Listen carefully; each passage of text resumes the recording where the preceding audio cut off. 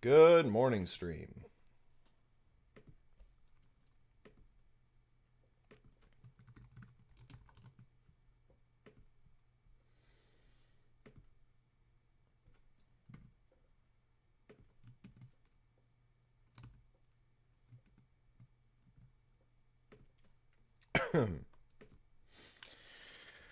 Oh.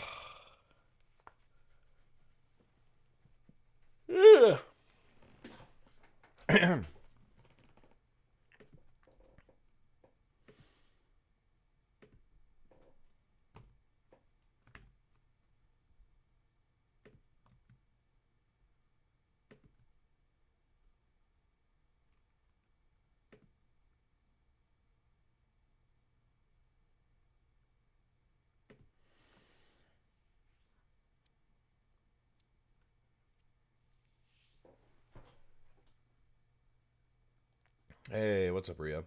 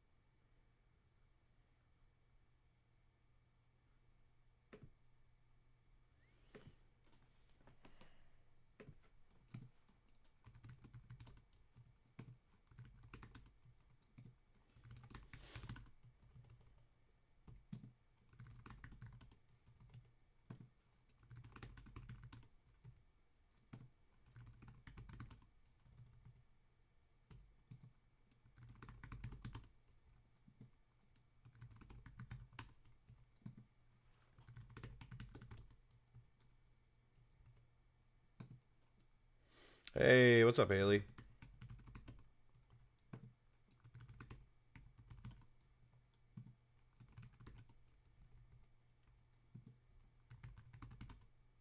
Oh yeah, why am I wearing headphones? Ugh.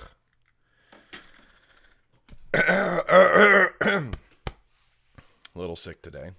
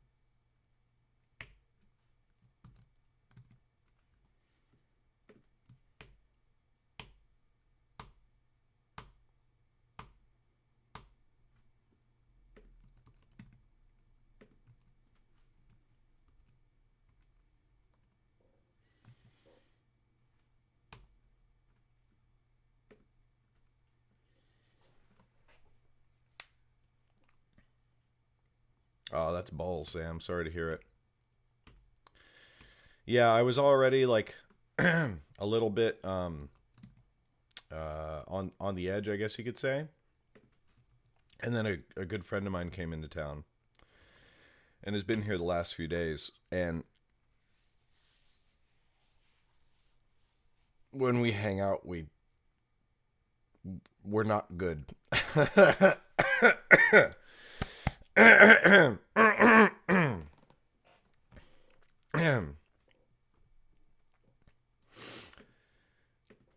So today's slight tickle in the throat and slight sniffles are complicated by a little bit of a hangover. Small, though. Small. Not not crawling to the bathroom and groveling at the toilet.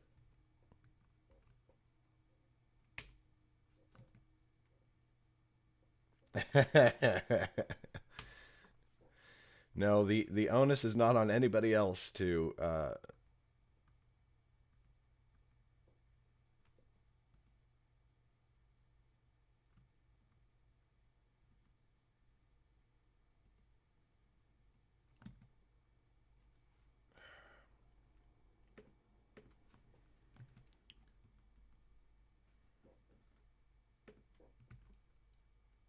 swear to God, I thought I just saw parentheses. Oh.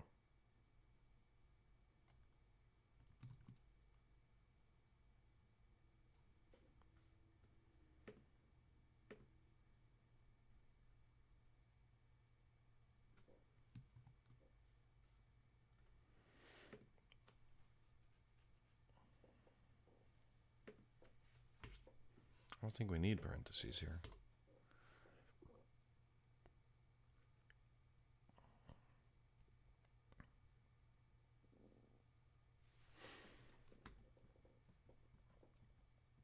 Like, they're not inappropriate, but since we've literally never used parentheses anywhere in our books, maybe just remove it.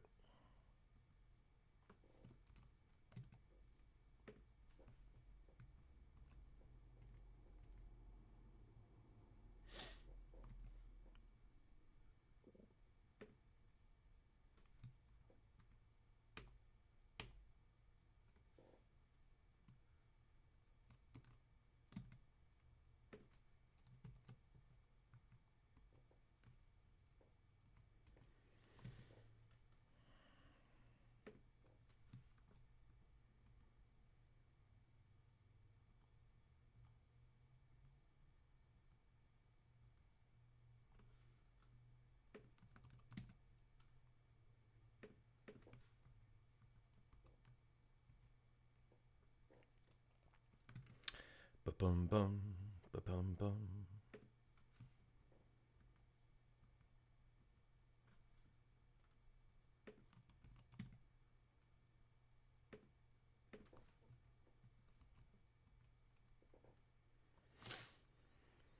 Oh.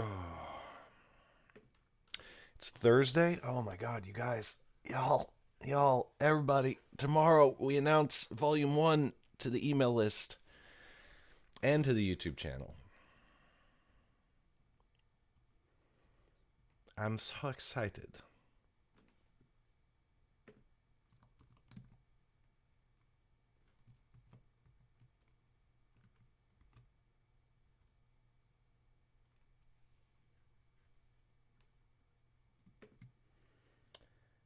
Boom, ba bum, ba bum bum.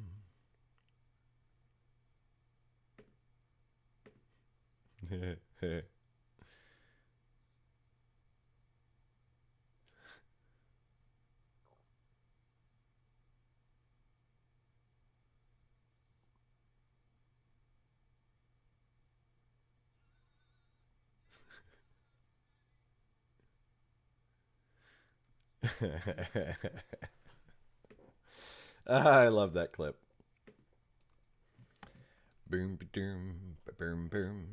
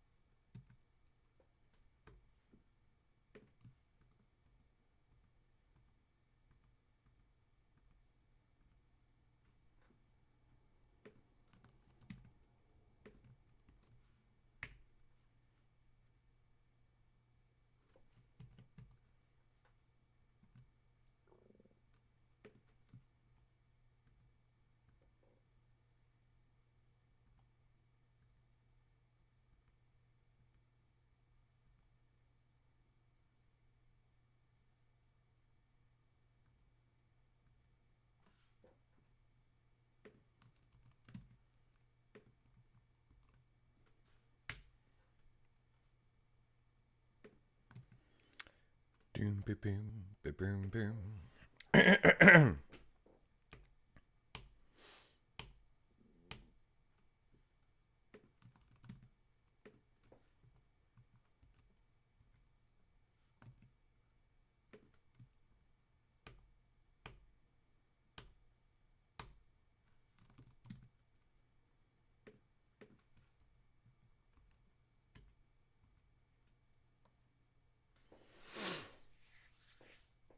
Oh my god.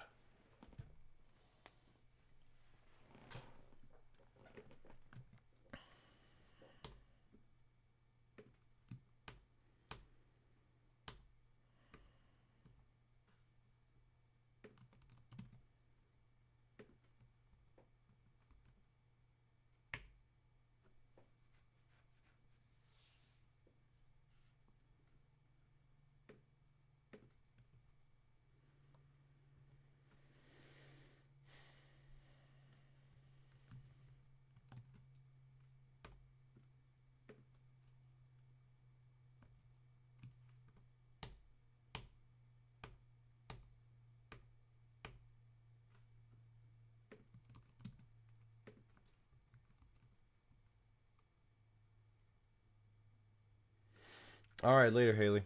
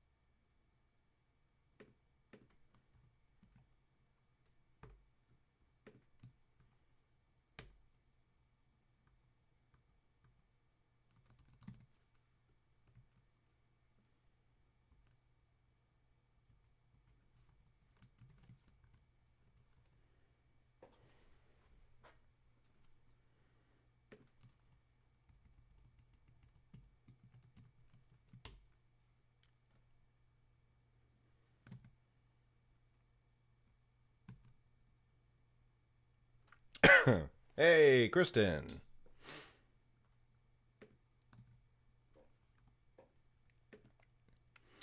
Welcome to Slightly Sick, Slightly Hungover stream. Great combo. Loving it.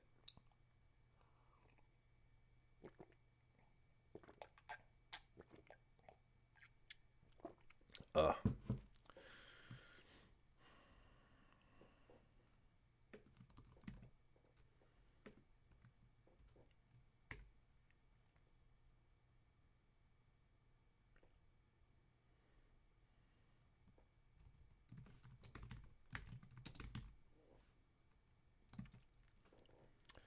Boom, ba boom, ba boom, boom.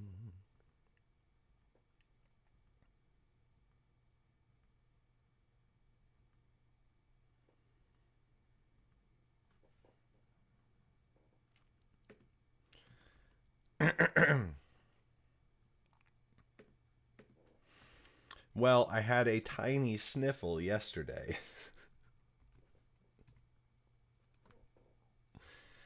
So I thought I was somewhat safe. Turns out that was an inaccurate assessment.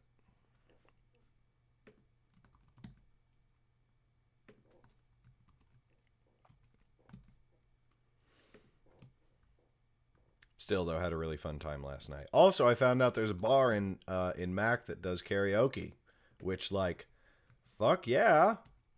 Wednesday nights. And tear that shit up.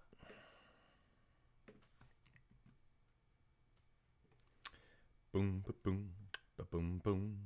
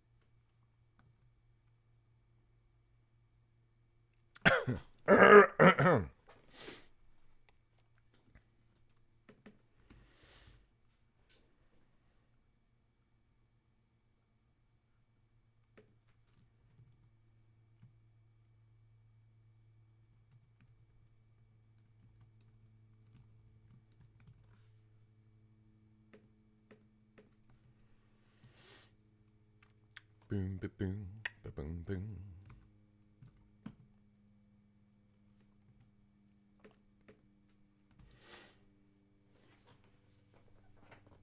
Oh my god, it is so cold. It's so cold right now. Oh no. You're not going to be able to come to karaoke night because Rob's raiding? Kristen, you must be so disappointed. I can only imagine how much you were looking forward to it.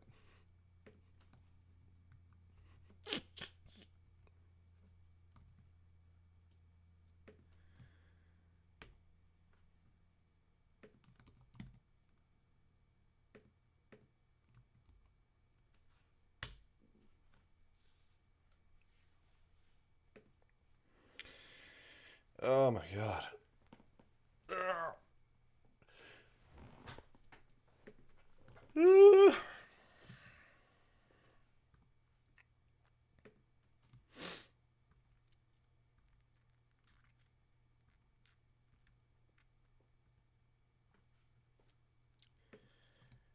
Boom, ba boom, ba boom, boom.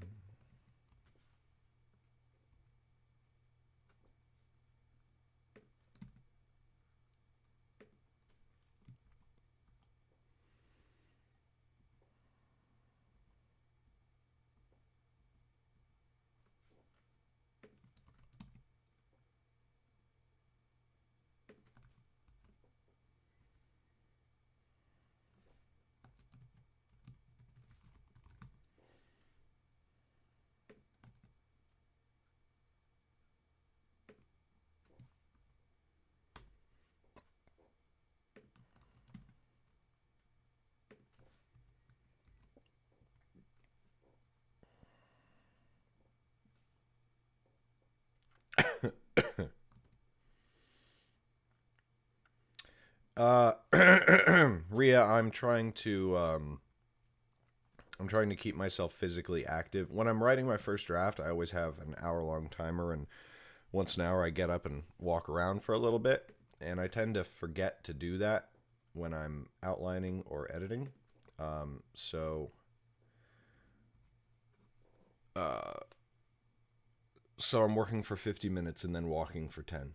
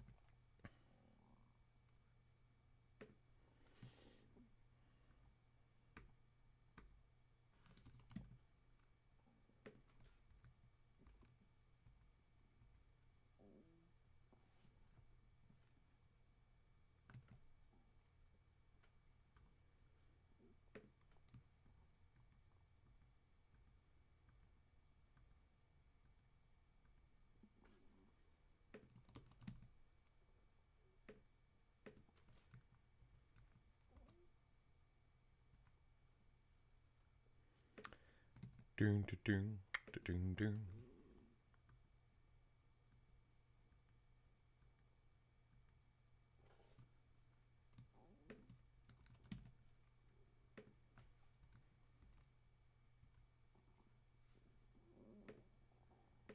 Damn, can you guys hear my stomach? It is angry today.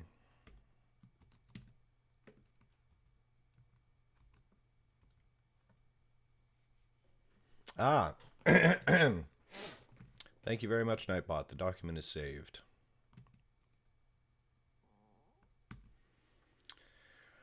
Boom, ba boom, ba boom, boom.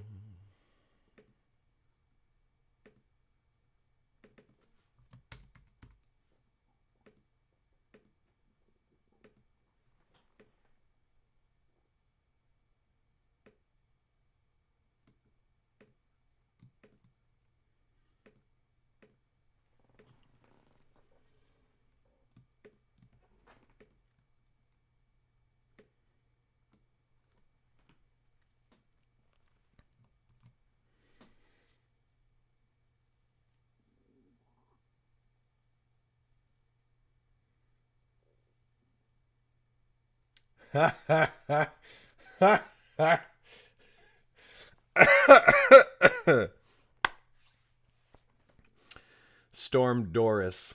Oh my god. Yeah, the evil editor's edits are removed from my books. They no longer exist in any Underrealm book in any form, except for backups of my Scrivener files from long, long ago. That there is no more of that editor's influence in my books, which is like kind of amazing.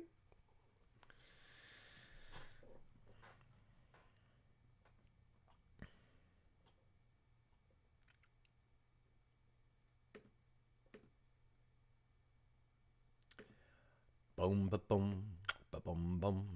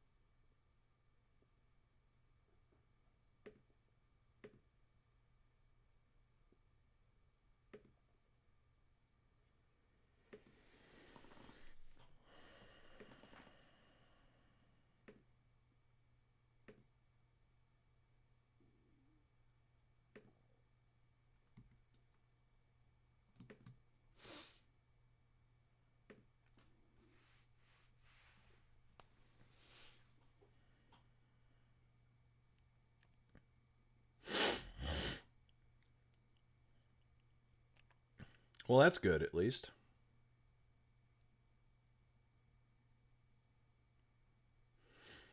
It really puts the name into context. Oh, that's just Doris. She's having a little bit of a fit right now, but nothing too terrible. It's just what we've come to expect at this point.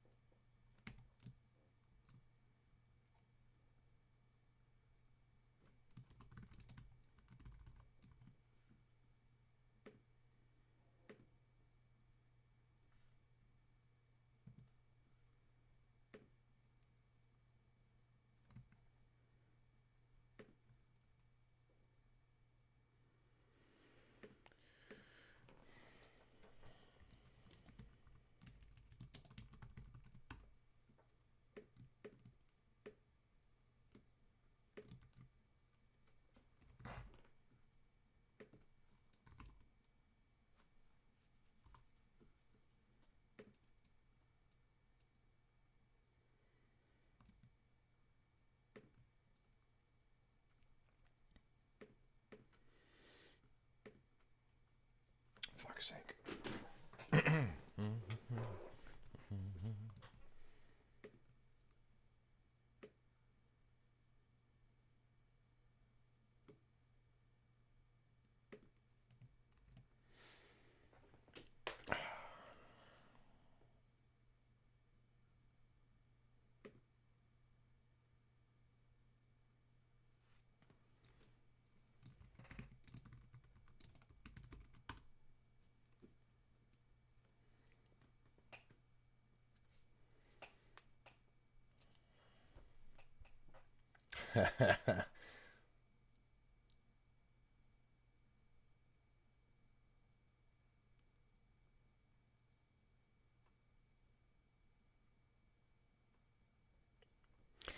Quick bathroom break. Be right back. Actually, you know what? I think I'm just going to take my break a little early. So I can go to the bathroom, refill my coffee, and work. So, in honor of Kristen's arrival to the stream, I will give you the away screen.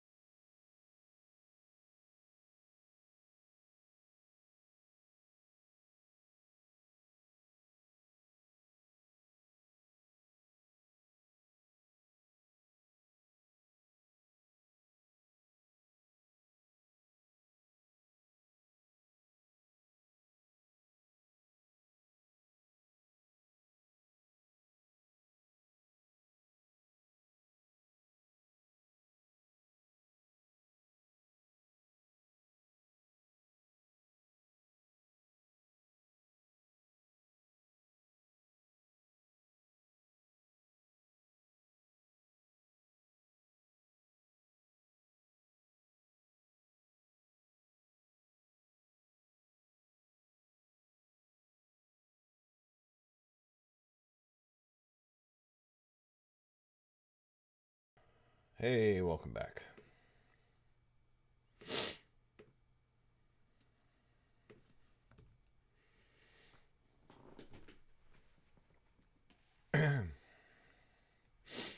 Hey, what's up, KJ?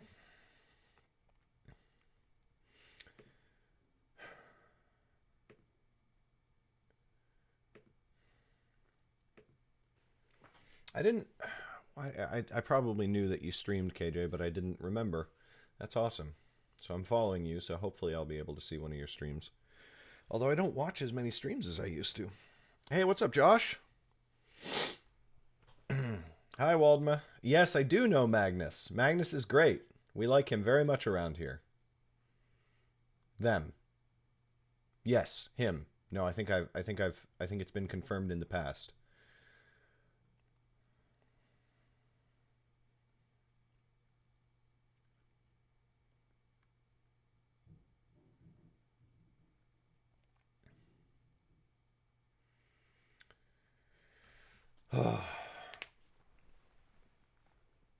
Oh my god. Ugh.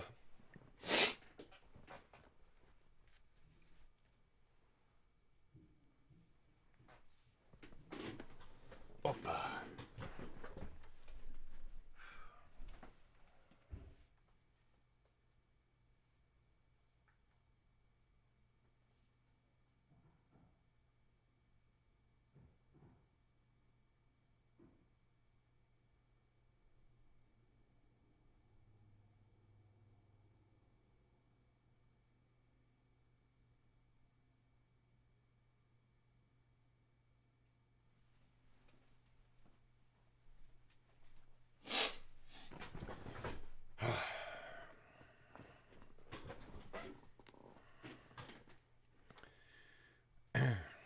Awesome, WC Studio. I'll hope to see you around then.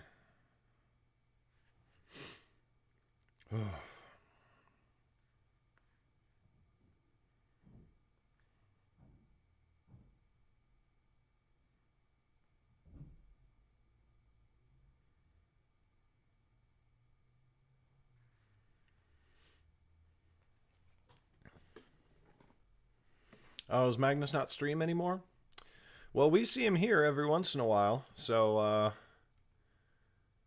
hang out and he might pop by.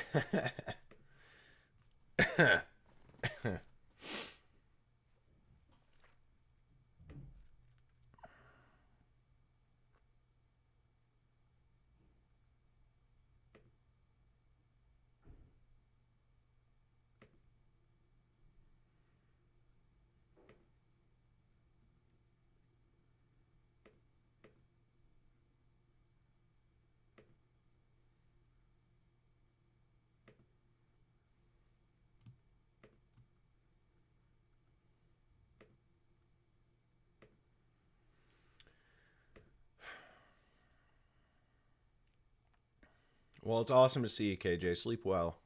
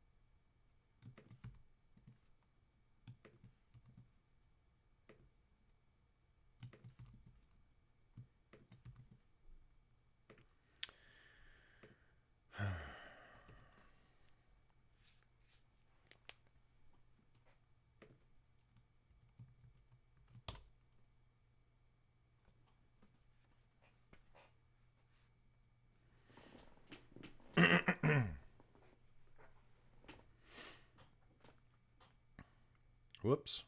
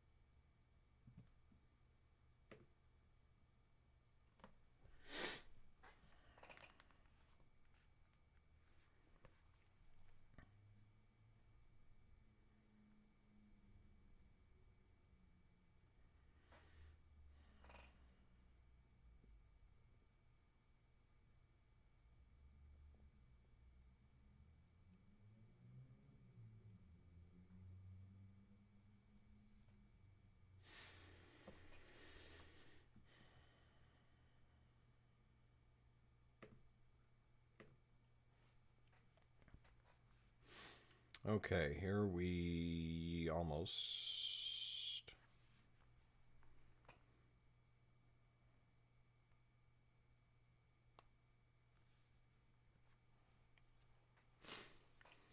Okay.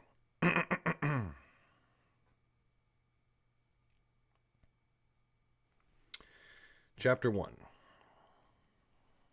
You know what? Should I have the front matter in here? Or should I just check on the front matter now?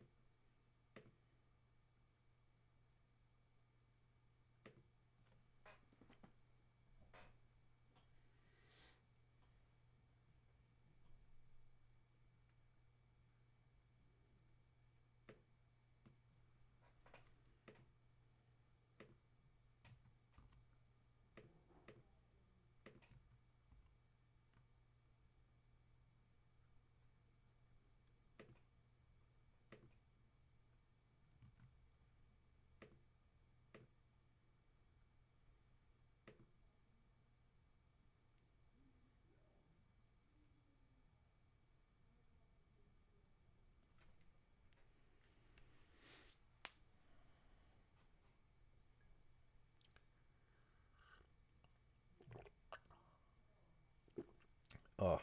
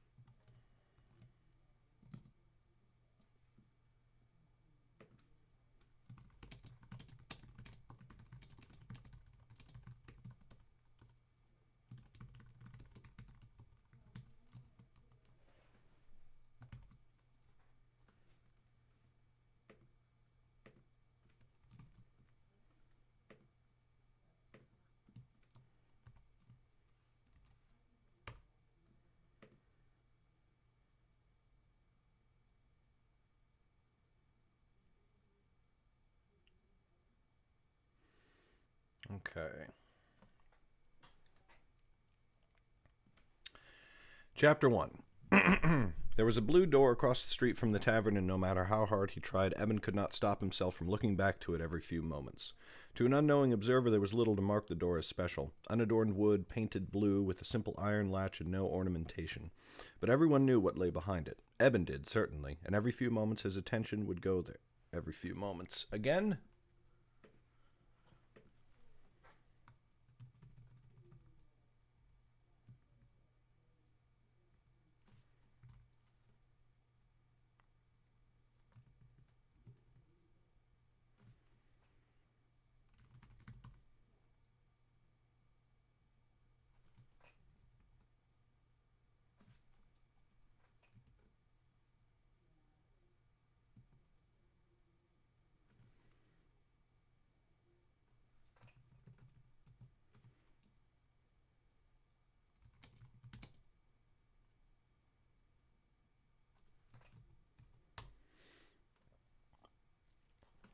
Unadorned wood, painted blue, with a simple iron latch and no ornamentation, but everyone knew what lay behind it.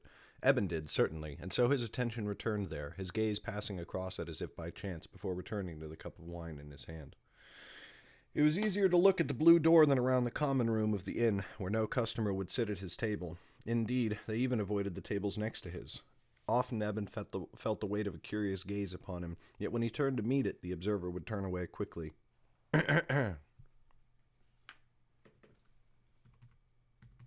Yet when he tried to meet it, the observer would turn away quickly, as though afraid of being caught. Only Tammin, sitting opposite, would look at him openly. But Tammin had nothing to fear from Eben. Rather, it was the reverse. It struck Eben as a cruel joke. At home, he often had only a single wish, to be left alone. The wish was rarely granted. But now he would have given much for any companionship aside from Tammin's, and mayhap one type of companionship in particular. His eyes darted away from the blue door again. "The High King's seat," he said, and drank from his cup. It was his third or fourth, and a tightness had begun to form behind his eyes. "Long have I wished to see it, and yet now I wish they had never brought me." Tammin did not answer. He only took a sip from his own drink, though it was much gentler than Eben's swig.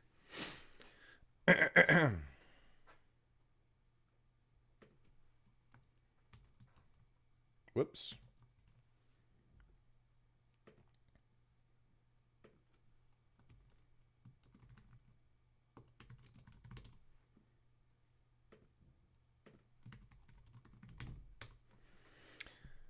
I'm going to note down character names as I remember to, as I go through this, just because that was one thing that when Podium started working on the Nightblade audiobook, they were like, "Hey, we need a list of your character names and how to pronounce them." And I was just like, here's all the ones I can think of. I'm sure I probably missed some. "The High King's seat," he said, and drank from his cup. It was his third or fourth, and a tightness had begun to form behind his eyes. "Long have I wished to see it, and yet now I wish they had never brought me." Tammin did not answer. He only took a sip from his own drink, though it was much gentler than Eben's swig.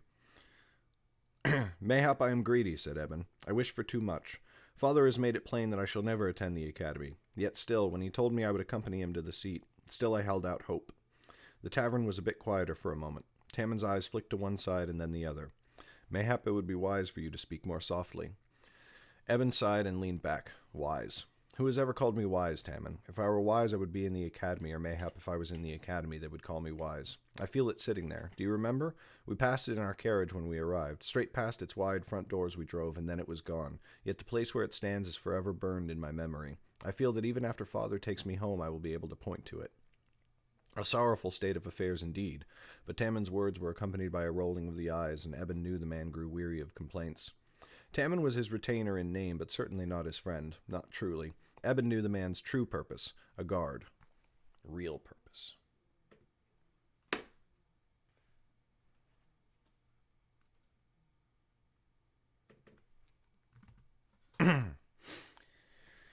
If ever Eben strayed from his father's wishes, thought to defy the will of his parents, Tammin would carry word of his misdeeds straight to them. He had done so often in the past, and then again other times he had held his tongue. Eben never knew which would happen on a given day. His eyes strayed out the window, passing across the blue door and then back to his cup. He drank again. Did he wish to be left alone or not? Just now he could not decide. What would my father say were I to go to him and ask to see the academy? Not to attend, but only to see it for myself. It would allow me to return home with some glimmer of a dream, some memory of the place I have longed for since I was a child. Would he deny me so small a thing? Yes, said Tammin. It sounded as though there might be more to follow, but he left it at that. Eben nodded. Of course he would. My father is not one to grant trivial boons, and no doubt even my presence at this tavern would strike him as trivial. Stand your lazy self, whelp, he might say, as he likes to do, before commanding me to return home. Again Tammin looked about the room, and this time his eyes flashed anxiously. Keep your voice down. Eben sagged back in his chair. A spark of defiance flared in him, but he quickly extinguished it. What could he do? Make Tammin uncomfortable? Then the retainer would only speak to Eben's father, and then Eben might not be allowed to leave his room for a month, mayhap longer. The vindictive will of Shay Drayden knew little of restraint.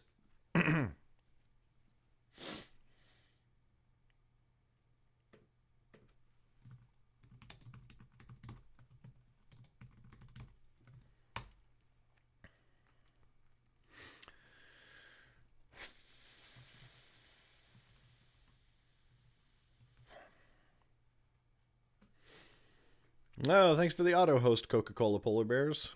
Wonderful username. He realized he was staring at the blue door and quickly turned away. I thought the seat would be different, he muttered. Not better, I suppose, but different. I thought that upon its streets or in such a place as this I might meet some chance stranger who would speak to me in ignorance of where I come from. Yet everyone here fears to sit beside me. They fear to sit within arm's reach. It is as though they can smell my family name upon me. Who here will even look towards our table, even now when I speak too loud because I have drunk too much wine? Several heads turned away from him as though their owners knew they had been caught staring. This time Tammin smirked. At last you speak the truth. You have had too much wine. Mayhap it is time to think of turning our steps towards the manor, unless you have some other reason to remain. This time it was Tammin who glanced towards the blue door. Eben's heart skipped a beat, but he would not let himself dwell on the thought that sprang to mind. Mayhap Tammin was hinting towards something, and mayhap not. Hope could be a cruel thing once taken away. Instead he leaned forwards, cupping his wine tighter and taking still another pull from it. Tammin leaned in to hear his murmur. Will my life always be this way, Tammin? Tell me true. You have asked me this before. How would you like me to answer this time? Never does he turn his wrath on Albie. He looks at her as though her eyes are the moon's. Yet we are almost of an age.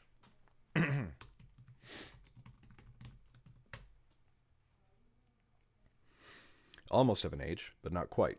Then I shall never be free of him? Tammin pursed his lips and took a small sip of wine. This may be of small comfort to you, but no one lives forever.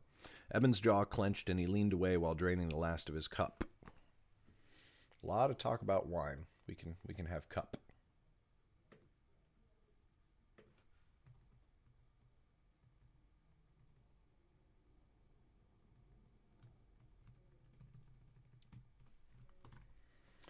That is a dark thought. You should not have said it.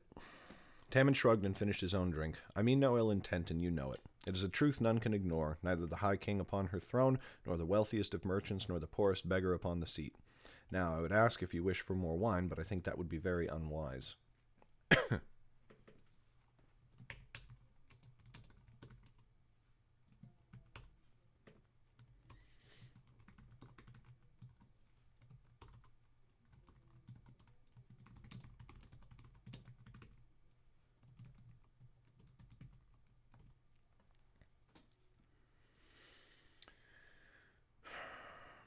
I would give anything not to be my father's son, whispered Eben. He had not meant to say the words aloud, and he caught Tammin's eyes widening, but he would not shy away now. He pressed his fingers into the rough wood of the tabletop. It is the truth. You know you would not trade places with me. Who would? Anyone who would desire my place thinks only of our family's riches. They spare no thought for the family itself. Tammin stood abruptly. We have been here too long, and you have drunk far too much. We must leave at once. Speak no more, or I will repeat your words. Eben grasped his hand, holding him in place. Tammin, stop. Stop, I beg of you. I am sorry. My tongue runs too freely, it is true. Only this is unbearable. I know I cannot go to the academy, but I only wish for just a little while that I could pretend I were not of the family Drayden.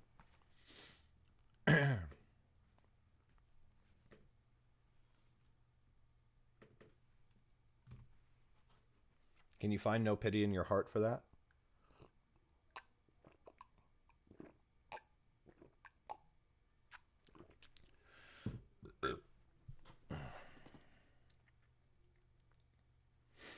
Tammin paused, and though his lips were pressed tightly together, Eben thought he saw something soften in the man's eyes.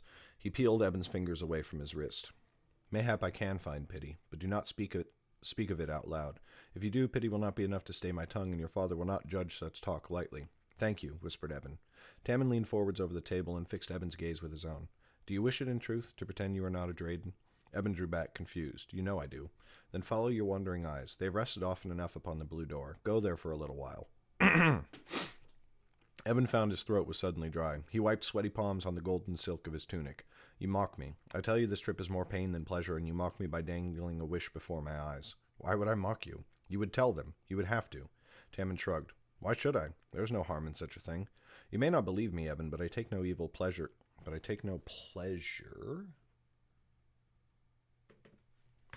in the service I provide your parents. I am paid well, and so I do my duty, but I think this might be good for you, and for at least a moment it might give pause to your endless whining, so I shall turn the other way, but just this once, do you understand? Eben saw no hint of a lie in Tammin's eyes. He wanted to believe it, but how could he? How often had Tammin carried tales of his misdeeds straight to the ears of his father? Yet never before had Tammin promised to keep such a thing secret. His stomach did a turn. Curse them all anyways. Anyway. Anyway or anyways? Anyways. Anyway. Even if Tammin did spread the tale afterwards, what could Eben's father do?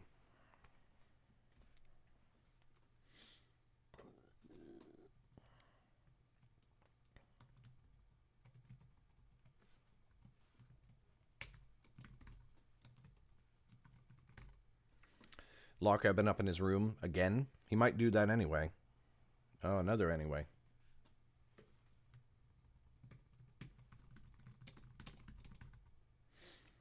Lock Eben up in his room again? He might do that anyway for any perceived offense, no matter how slight. And yet Eben would still have one happy memory of the seat. No punishment could take that away. He rose from his table and reached for his coin purse. Keep it, said Tammin, waving him off. My coin is enough for these drinks, and you will need yours. Eben swallowed hard as he took the man's meaning. He turned to go, and the tavern's denizens turned their faces away as he passed into the night. Chapter 2. The door's latch lifted like a feather, and it swung inward on well-oiled hinges that gave no sound. A heady fragrance rushed out to greet Eben, and it nearly stopped him in his tracks. Fine, exotic perfumes from Calenton, and more familiar ones from his homeland of Idris.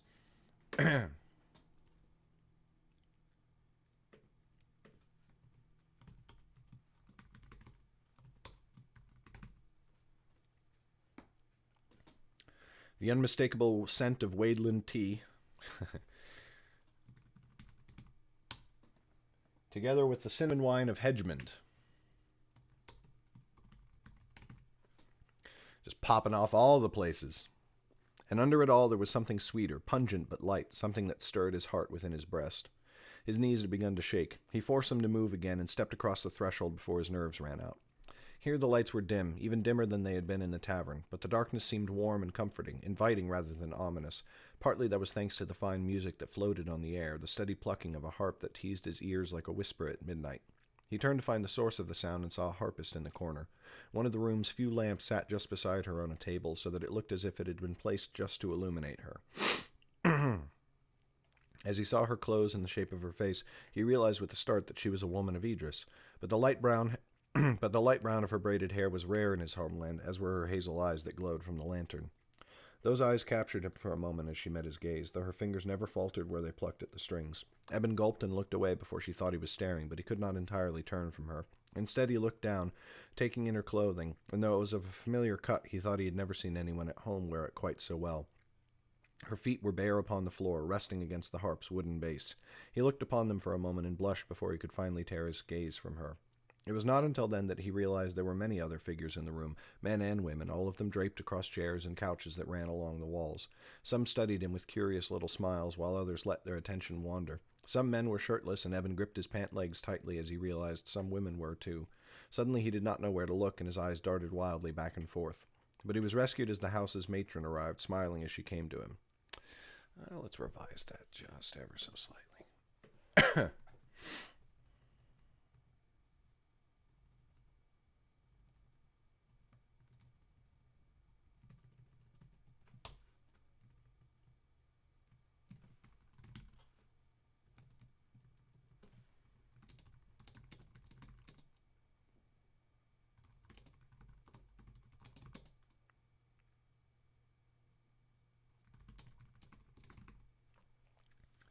Eben gripped his trouser legs tightly as he realized that many of them were only half-clothed and some less than that.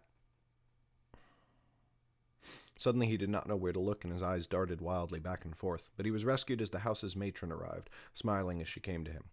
"Good evening, young sir. How may the house ease you this evening?" Eben found that his tongue suddenly refused to work. As he tried to force the words out, he fumbled at his purse before finally producing a gold weight. "I have coin." The matron's smile widened in amusement, but she was quick to take the coin from his trembling fingers. "Thank you. Is there any sort of girl you would prefer?" He knew his face was the color of a beet. He looked down at his fine shoes and then around the room. He could scarcely see any of the figures in the dimness, a fact not helped by the fact that spots of light now danced before his eyes. He thought he might faint. From the corner of his eye he saw the harpist grinning, though she tried to hide it. The matron seemed to misunderstand. "My apologies if I have made an assumption. Of course we have many fine men as well. I only meant to ask if you preferred a certain type of companion." Eben nearly choked. He shook his head quickly, but words would not come. Her head tilted back slightly, and her eyes softened. "Ah, I may understand. Is this your first time, young sir?" At his shaky nod, she went on. "Your first time at a house of lovers, or—" "I have not, that is, I've never—" She stilled him with a hand on his arm. "Forgive me for not realizing it at once. Worry not, we have some experience with such things, after all. But it is important that you know there are rules, very strict rules indeed, and behind them lies the weight of the king's law."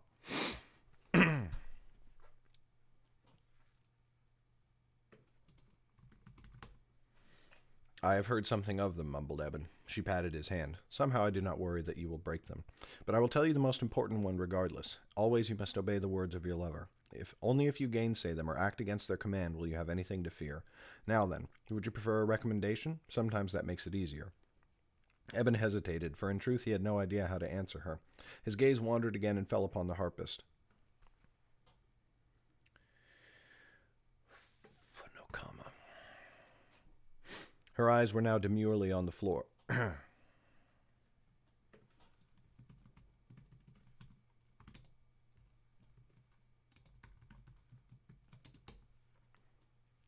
She now looked demurely at the floor, but the matron seemed to catch his mind. "Adara," she called out.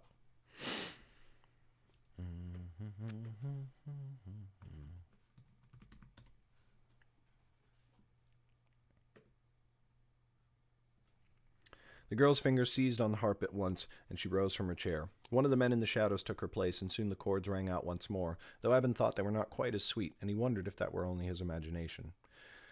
I think that's "if that was."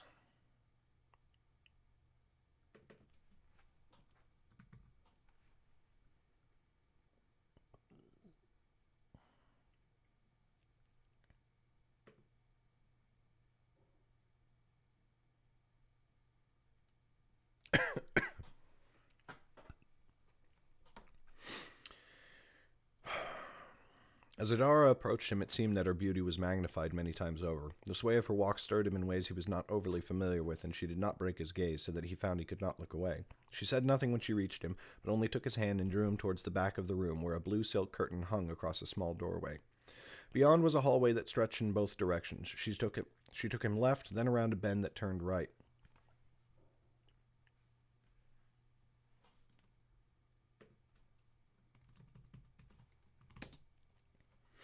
Finally coming to a halt before a wide door. Eben was thankful it was wooden and looked thick. He had feared it might be open, or covered only by a sheer curtain. Adara lifted the latch and drew him inside, and then closed it behind them both with a soft click. The room was well lit, far better than the entry had been. Fine crafts sat upon shelves and chests of drawers. Pots and urns worked in fine clay with handles wrapped in gold. But of course Eben's eyes were drawn to the bed that dominated the space. Its coverings looked even finer than those in his own room back home, though his came from all the considerable coin of his family, and this bed's legs looked far, far sturdier. "You may sit," said Adara, waving a hand towards the bed. Eben blinked for a moment before hastening to do as she said. He perched upon the edge of the bed and tried to find something sensible to do with his hands. She smiled and shook her head. It made her braids sway back and forth, and he found himself captivated by her hair again. "That was no command. You will know a command if you hear it, though I do not suspect I shall have that need." Yes, I thank you," said Eben, immediately thinking that was a stupid thing to say. "Would you like some wine? It can bolster the nerves." "Sky above, yes," said Eben, never wanting anything so badly. A fine gold pitcher sat next to goblets of silver, and Adara filled them both, though Eben noted she filled one almost to the brim, and that was the one she placed in his hand. He drank greedily and immediately recognized the taste of cinnamon. He did not often care for cinnamon wine, but just now it seemed the finest thing he had ever drank. Soon his cup was empty, and Adara took it gently to put on one of the tables beside the bed. Then she sat beside him, making the bed shift gently next to him.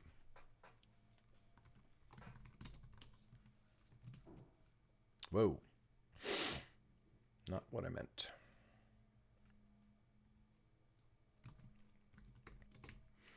Then she sat next to him, making the bed shift gently. He fought a sudden urge to edge away from her, wondering where it came from, especially since the greater part of him wanted nothing more than to move closer. He realized she had not taken her eyes from his face, and he forced himself to meet her gaze again.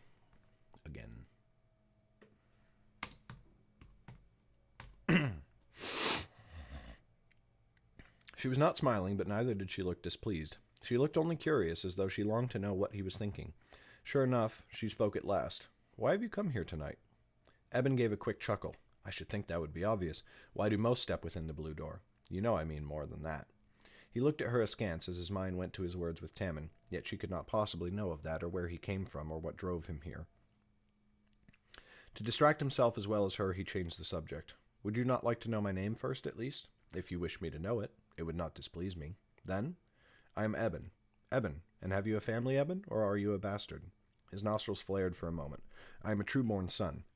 Adara arched an eyebrow. "You speak as if it were some great shame to be a bastard. I take it you are from Idris, then? And are you from elsewhere? You have the look of women from my kingdom."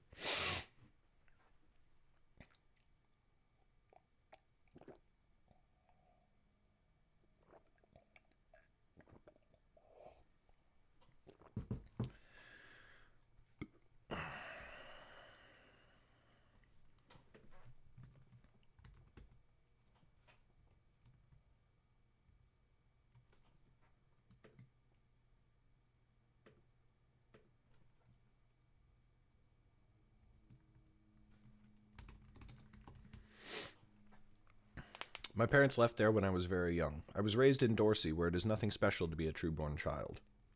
Indeed, I think only Idris clings to the ancient tradition which shames bastards." Eben blew out a short breath through his nose. "I'm sorry. I did not mean to seem so prickly." Hey, Kristen. If you're actually able to listen, I would be very intrigued as to whether or not Eben is still a total asshole.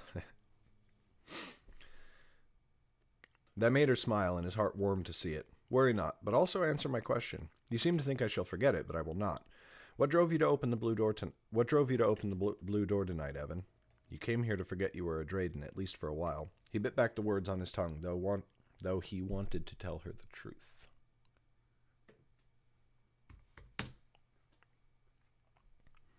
Yet what if she told others? It would not do for word to reach his father that he had visited a house of lovers. His wrath would be terrible. "Darkness take my father. I am here because I do not wish to be anywhere else. Wherever I go, I am my father's son, and none will let me forget it, him least of all. He has brought me here to the seat where I have long wished to go, and yet what can I do here? I remain in my room all day, only slipping out into the city when my mother tells me to do so and tells my retainer not to breathe a word of it to him."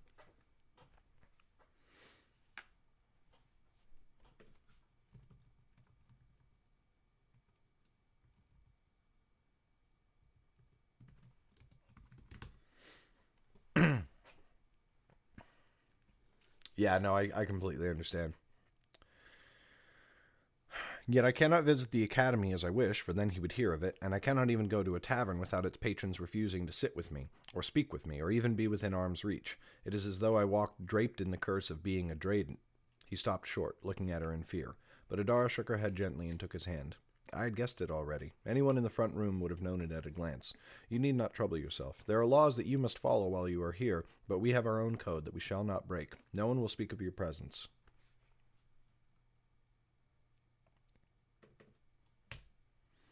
A great breath rushed from him, and in his relief it took him a long moment to realize that she still held his hand. Now she turned it over, its palm facing up, and she traced one nail across the lines of it. It sent a prickling feeling up his arm and into his chest, where it stayed and mingled with the comfortable warmth of the wine. "You said you wished to visit the academy," she said softly. "Why?" "I've wished to go to the academy since I was a child, and they discovered I had the gift." "Have the gift." Her eyes turned sharply towards his, and he saw a spark of excitement within them. Are you a wizard? An alchemist, he mumbled, blushing now for an entirely new reason. She looked at him as though he were some great champion of war. But only by virtue of my gift. I have no training. I cannot do anything. I can do nothing.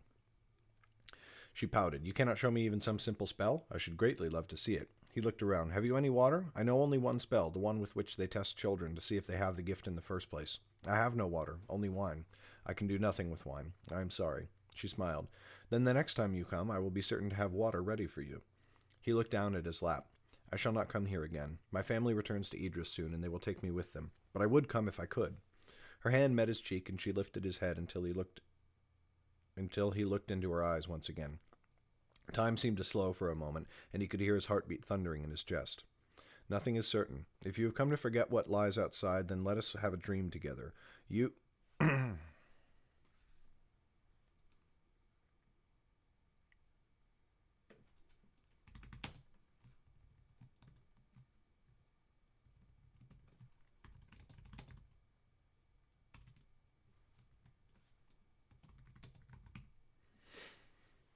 Nothing is certain. If you have come here to forget your life outside these walls, then let us have a dream together.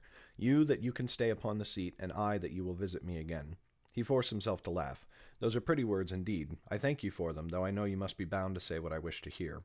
She caught his meaning, and her eyes took on a wry twist.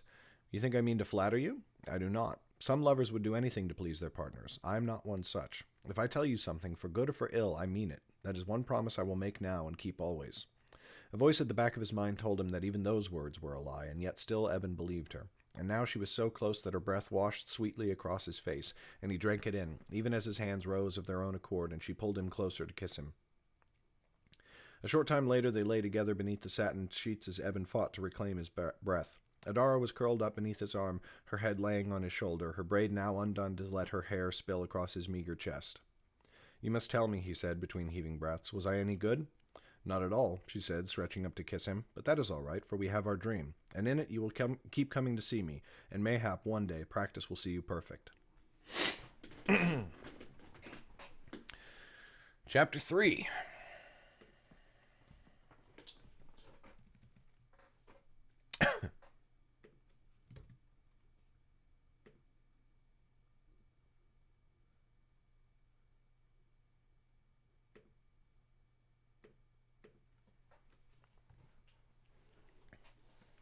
He woke with a terrible headache and the urge to vomit. Soon it grew too strong to ignore, and he fell from his bed to crawl for the chamber pot. Twice he retched, his face growing red. Then at last it poured out, thick and purple, full of the wine from the night before. When it was over, he rested for a moment, leaning his forehead on the chamber pot's chilly rim. At last he raised his head and looked around. The sight of his own room in the Drayden Manor somewhat surprised him. Ah, that was a couple of paragraphs written from long and painful experience.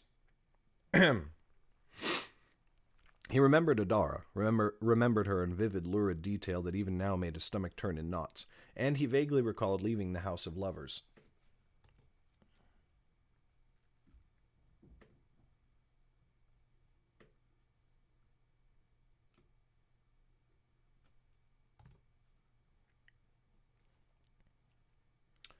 He remembered returning to the tavern and ordering another flagon of wine, and there the memory faded. The door opened without a knock, and Tammin came in with a warm, wet towel. He began to scrub flecks of vomit from Eben's lips. I'm fine, Tammin, said Eben, but he put the lie to his words by clutching his forehead, where an iron spike seemed to be trying to burst from his skull. Of course you are, said Tammin, raising an eyebrow. He helped Eben up and back to his bed, covering him with a sheet for decency. I shall fetch some tea and empty your chamber pot before the whole manor smells of your insides. He closed the door just a little too hard. Eben winced at the sharp sound. Then he could do nothing but wait until the door reopened at last and Tammin came to sit by his bedside. Here. With small brass tongs he held out a lump of sugar which Eben put on his tongue. Then from a saucer he served the green tea, not too hot, and Eben groaned as its warmth filled him. Thank you, Eben croaked, relaxing back into his pillows. You're only halfway to a cure. Now you must eat. Food is the last thing my stomach desires just now, and the first thing it needs. Leave me be, just a moment, I beg you. Eben threw his head under the pillow to shield it from the sunlight coming through the window again. I will not leave while you might still retch again, but I suppose I can guess from your current state that you enjoyed your evening? Beneath his pillow, Eben could not keep a small smile from playing across his lips. You cannot tell me I said nothing of it when I returned to the tavern. He peeked out from his covers. A smirk tugged at Tammin's lips, and his eyes held a knowing glint.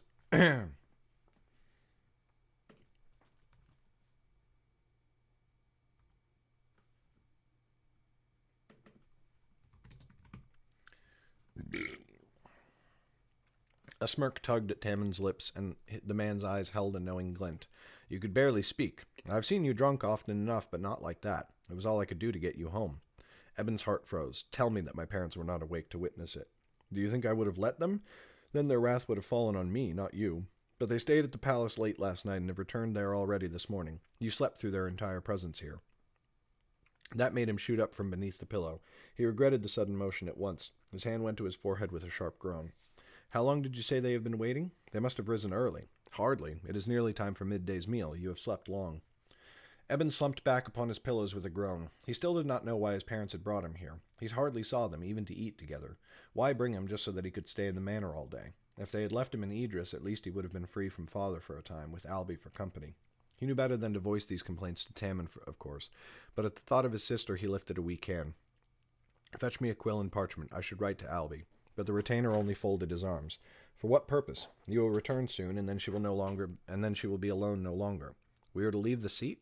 Tammin rolled his eyes, as though it were Eben's fault that his parents never informed him of such things. As soon as they have concluded their business at the palace, which, sky willing, should be today. Eben's hand closed in a fist, scrunching his bedsheets. He forced himself to relax. Then this trip was truly a waste. More than a week holed up in the manor, and for no purpose. My father... He bit the words off at once. My father's cruel joke is complete, he had almost said. But such lip would pass...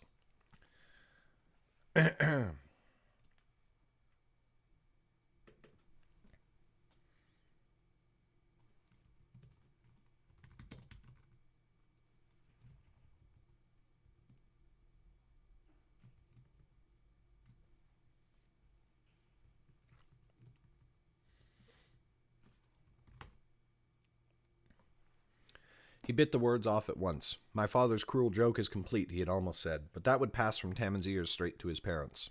The retainer tilted his head as if curious, though he must have known that Eben's next words would not have been courteous. Do not regret your journey here too strongly. Just think, if you had been left home, a certain opportunity would never have presented itself. Eben flushed. When he returned home and told Albie of the High King's seat, last night would be one part of the story he would certainly leave out. But then a thought struck him. Had Tammin's leniency been at the command of Eben's parents? He dismissed the notion at once. They could have had no purpose for doing so. His father would never be so generous. Eben's mother would sometimes grant him little boons when she thought his father might not see it, but a visit to a house of lovers seemed to step quite too far. Out loud he said only, I wish I were not going to be dragged off home again. This time Tammin could not stop a wide grin, though he quickly hid it. Still thinking of the blue door? Goodness, you must have had quite the time. Eben felt a mighty need to steer the conversation in another direction. I should get dressed. Fetch me some clothes. Very well. Tammin rose, and from a cabinet by the window he produced a suit of fine yellow silk, tailored like all of Eben's clothes to hug his thin frame. But do not fret over much. One day, when you are head of the household, you can return to the seat. The blue door will still be there. As will the academy, said Eben. Mayhap I shall even enroll in studies. Tammin snorted. Forgive me if I am blunt, but that is a ridiculous thought. Children are expected to begin in their 10th year. If fate is kind, you will not be head of your household until you have nearly reached your 40th. Eben glared as the retainer laid his outfit at the foot of the bed. I shall have no one to gainsay me. I could do whatever I wished. Tammin turned sharply, throwing down the trousers in his hand. They fell in a rumpled heap atop the rest of the clothes. No, Eben, you could not. Even you are not so foolish. You will have responsibilities then, to your sister and to the rest of the family. Would you abandon that responsibility? I know you have no great love for our kin, but you should at least think of Albie. She could take charge in my stead. Indeed, I would welcome the shedding of that burden. Albie is not being groomed for the position.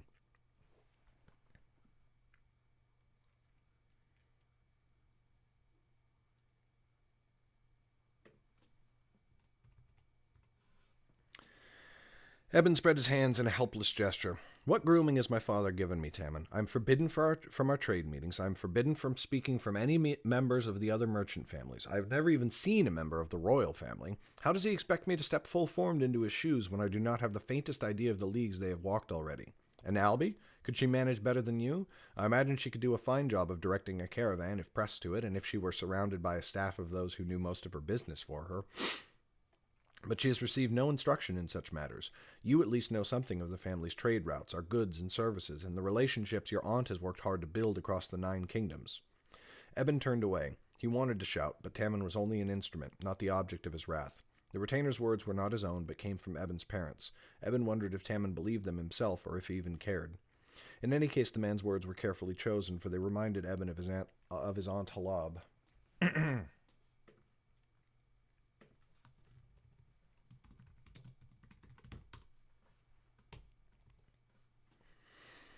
Where Eben's father was cruel at every opportunity, Halab had always treated Eben with courtesy and respect, and mayhap even affection. In her presence, even Eben's father seemed less harsh, less cruel, as though he did not wish to shame himself with ill conduct before his sister. Yet still Eben shied away at the thought of one day replacing his father. "Never do I wish to be involved in our family's trade," he muttered. "Sky above," said Tammin, eyes widening in false shock. "Does the world exist to grant our wishes?"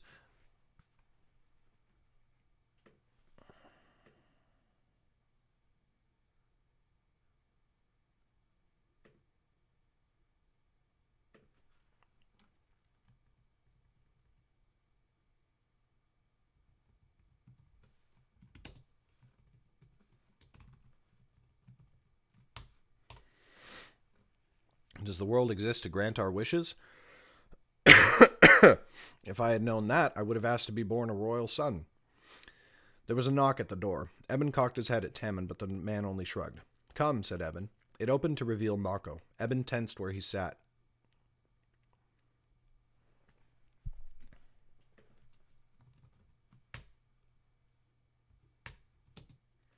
It opened to reveal Mako. Eben tensed, and Tammin grew very still.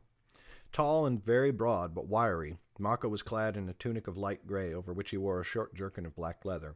His trousers, too, were black, clasped at the waist by a belt with a silver buckle, and upon that belt hung a long and wicked dagger. His hair was cut so short it was almost stubble, and his hairline on both sides swooped up and away from his brows. Those eyes often twinkled as though at some hidden joke. They were hard as steel and couched in a face painted by many scars. Mako was in the service of the family, and though Eben was not certain, he thought the man reported directly to Halab herself. He seemed to go from household to household, bringing messages and doing whatever might be required of him. But the simplicity of his duties did not hide the danger he wore about him like a cloak. Now he strode into Eben's room with a smile, and the smile widened as he hooked both thumbs through his belt. Though Eben was still covered by a sheet, he felt utterly naked before Mako's keen gaze, and he had to fight the urge to cover himself. Then Mako took a deep sniff.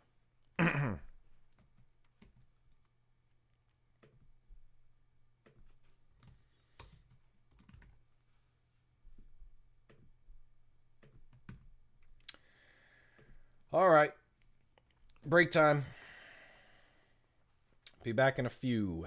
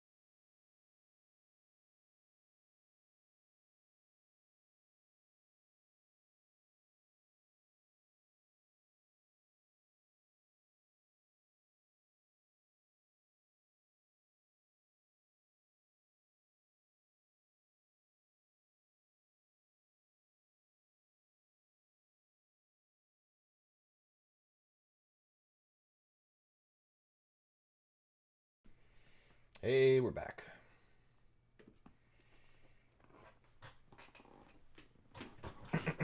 Hey, what's up, Darth Smork? Welcome to stream. It is good to see you.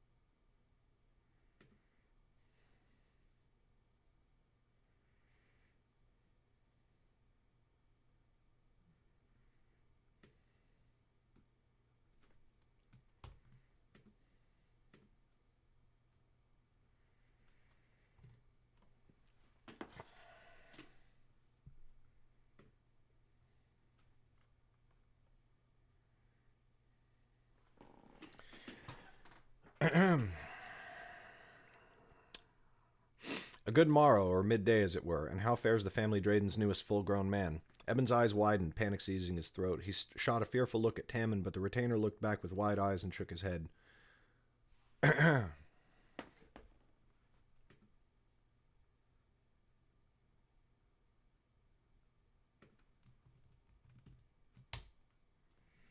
But the retainer shook his head. I said nothing.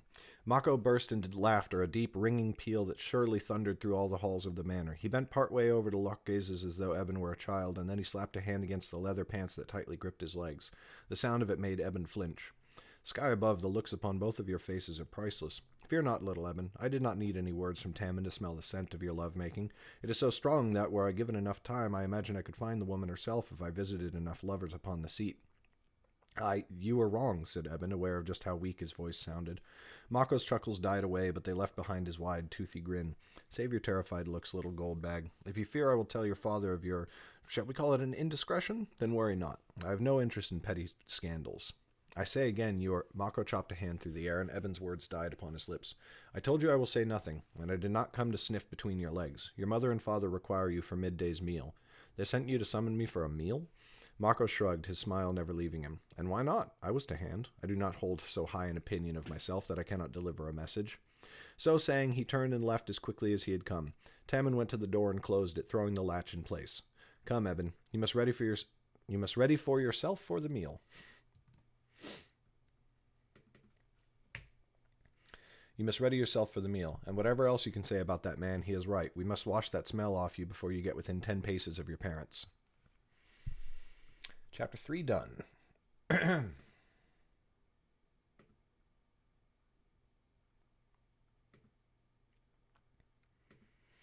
Tammin had a steward. Chapter 4. Tammin had a steward fill a bath, though they had no time to heat it. Eben shivered in the water, cold and brackish, drawn from the great bay. He spit it out quickly whenever it touched his tongue, despising the salty taste of it. Hurry, Eben, said Tammin. You know better than to keep your father waiting. I can scarcely move faster than I am. Then this will have to do. He leapt from the tub and began to dry himself. Tammin fetched some perfume and splashed it at his neck, his underarms, and his wrists. That is too much, said Eben. I smell like a chemist. Sky above, stop your bleeding, said Tammin. He made a half-hearted attempt to swipe some of it off with a washcloth. Forget it. I must go anyway. My clothes. Tammin helped him dress in haste, shaking his head at Eben's anxiety, but Tammin did not have to fear whatever capricious punishment father would inflict if Eben was late. Soon he was half running through the manor toward the dining hall.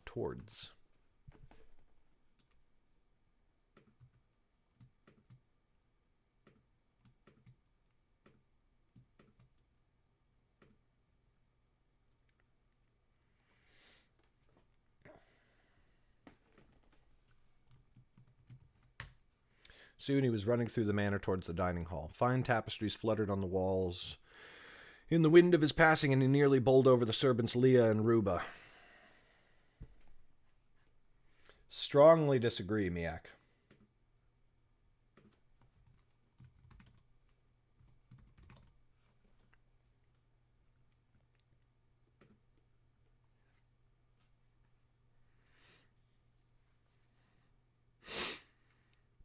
Who were dusting fine suits of armor mounted on stands. They cried out after him, but Eben barely managed to call out, I am sorry, as he fled.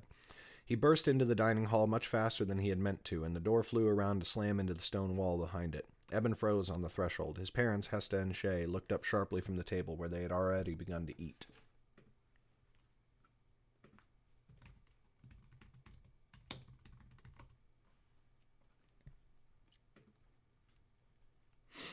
Did you have to run across all the 9 lands to get here? Though Eben's father did not raise his voice, disdain dripped from each word like rainwater sliding down the tiled roofs of home. I'm sorry, father, said Eben, breathing hard. I was in the garden when... But his father had already turned away to resume conversing with his mother. Eben lowered his head, cheeks burning, and approached the table. A servant pulled out a chair. As he sat and scooted closer to the table, Eben tried to edge away from where his father sat, but both his parents turned to him, eyes wide, and his father's lips curled with scorn. You smell like every courtesan on the... You smell like every courtesan on the seat took a shit on you at once. Sit at the other end of the table before your stench makes me retch. Shay, said Hesta gently. Eben's father shut his mouth with a sharp click of teeth and turned away. Eben rose hastily to follow the command, moving down towards the other end of the table. He did not sit opposite his father. That would no doubt be seen as a great slight, trying to claim the other end of the table.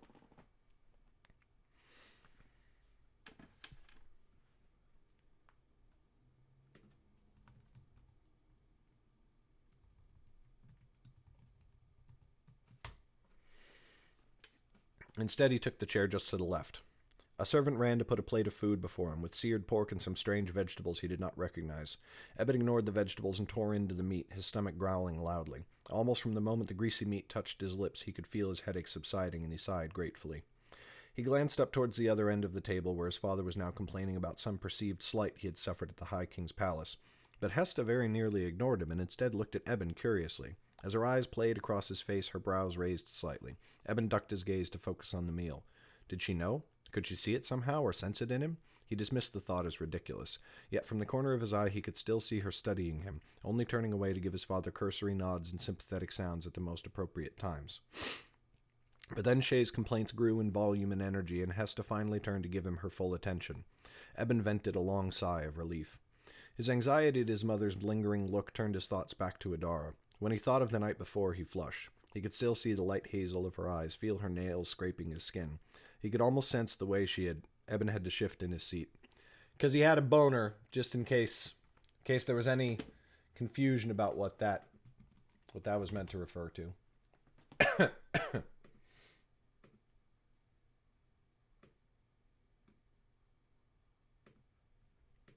So glad we have that command on this stream.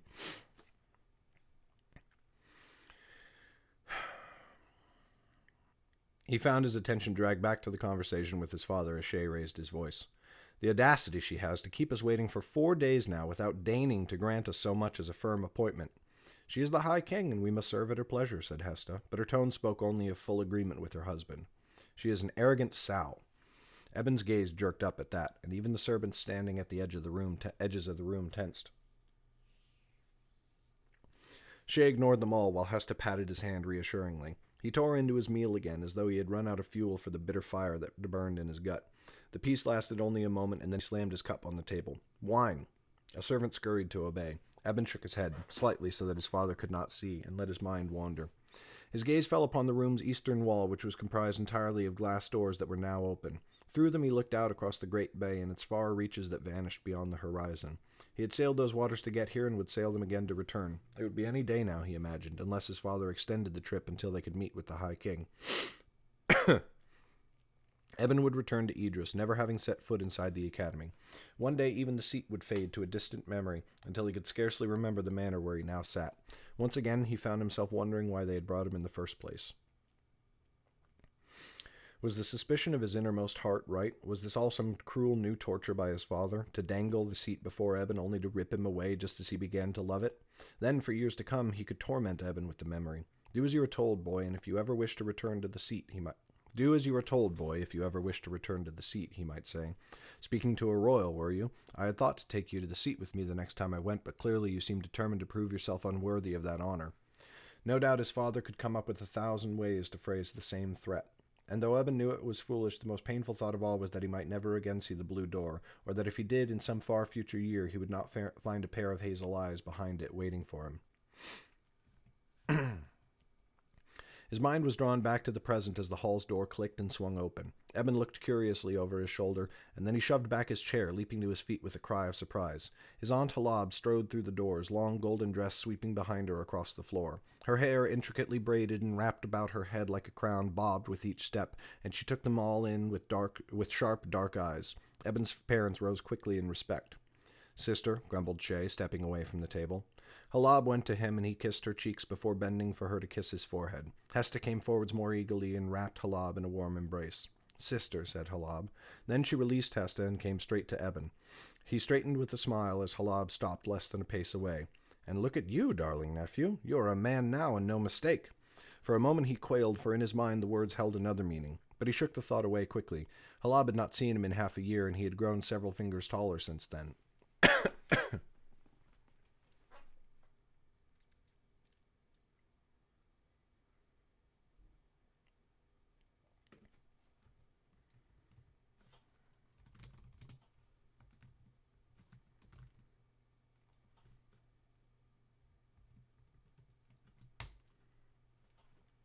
He stepped forwards to kiss her cheeks, but she pulled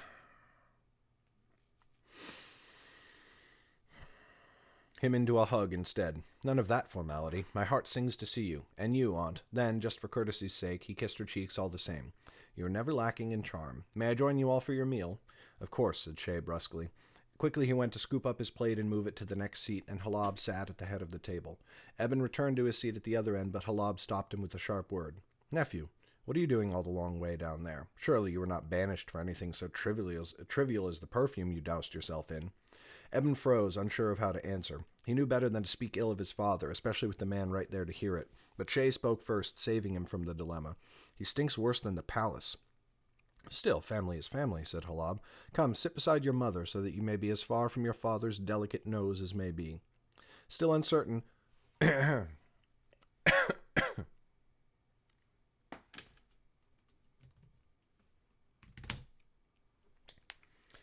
Still uncertain, Eben went to do as she asked, keeping a careful eye on his father. But Shay said nothing to gainsay his sister, though Eben noticed his knuckles whitened where they gripped his silverware.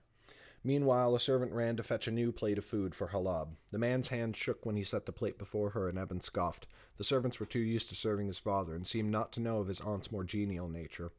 Halab spoke around a tiny morsel of food. "How did you fare at the palace this morning, brother?"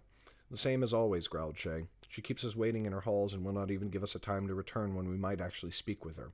They claim it is because of the brewing trouble between Selvin and Dorsey, but I think that is an excuse. She thinks herself too high and mighty for us."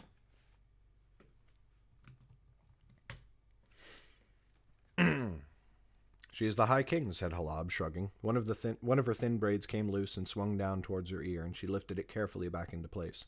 "We serve at her pleasure." Shay snorted now loudly, but Eben noticed that he did not again slur the High King as he had done before. "In any case, I had already heard something of your troubles," Halab went on. "I spoke with a friend at the palace, a very highly placed friend indeed. He has secured an audience on your behalf. Visit the palace at midday tomorrow, and you will find the doors of the throne room are open to you." "Do you see, my love?" said Hesta. She smiled gratefully at Halab. "I told you that this would work out." Shay kept his eyes firmly fixed on his plate. "Thank you for your help, sister. That is most kind of you." "Think nothing of it. I am confident the High King will speak on our behalf and secure our new trade route through Dorsey. Their border squabble is nothing of import, and certainly not to us." His father's hands clenched harder. "Certainly." Eben smiled inwardly, but was careful to keep his expression impassive. He did not like to think what his father would do if he was seen snickering. But then Halab turned to Eben, and he straightened somewhat in his chair. "And what of you, nephew? How have you enjoyed your time upon the seat? I hope you have been able to experience all of the island's... oh, what word am I searching for? Pleasures?" Eben blanched, but again he kept his mask of tranquility. "I have. That is, I have spent most of my time here at the manor, but I have walked the streets once or twice and found them to my liking. It is a grand city, to be sure." He knew he must not even hint that Shay had largely kept him confined to the manor.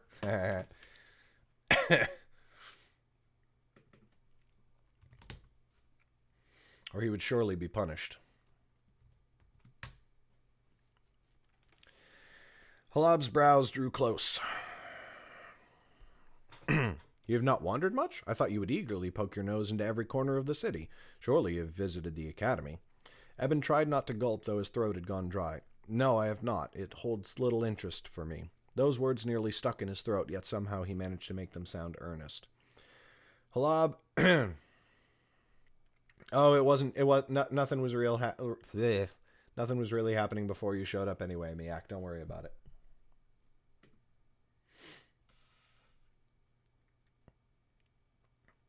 Evan tried not to gulp, though his throat had gone dry. No, I have not. It holds a little interest for me. Those words nearly stuck in his throat, yet somehow he managed to make them sound earnest. Halab glanced at Shay. Oh, shoot, I forgot about the timer.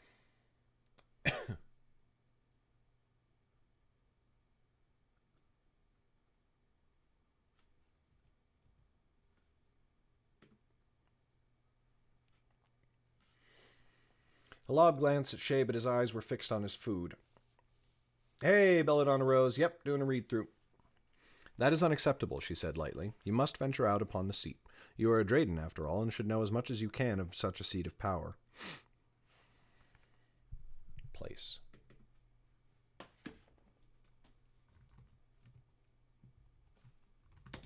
You are a Drayden, after all, and should know as much as you can of this place of power. I suppose I could show you one or two of my own favorite haunts. She seemed to think for a moment, and then snapped her fingers at an idea. I know. I will take you on a tour of the Academy myself. Hey, Buddy Gazilla. Yeah, free, shitty, sick narrator audiobook today. The world stopped for a moment. Eben could not move. His head, already aching, became light, and he thought he heard a high, thin whine at the edge of his awareness. Thank you, Nightbot. Yes, that will do nicely, said Halab, and now it was as though she was talking to herself.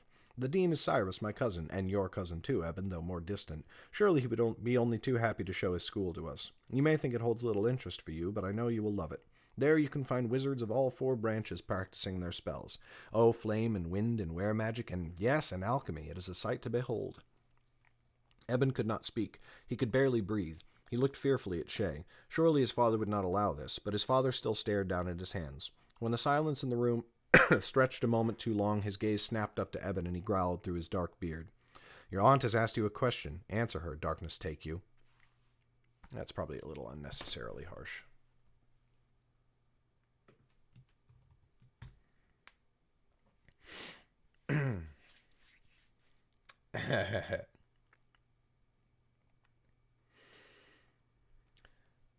Your aunt has asked you a question. Answer her.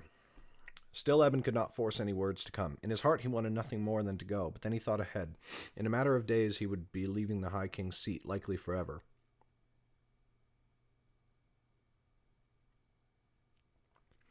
Already he knew he would miss it and would waste away days in Idris thinking of its clean streets and the high, pristine spires of its buildings. That pain would only magnify if he saw the academy itself, for there was where his heart truly lay.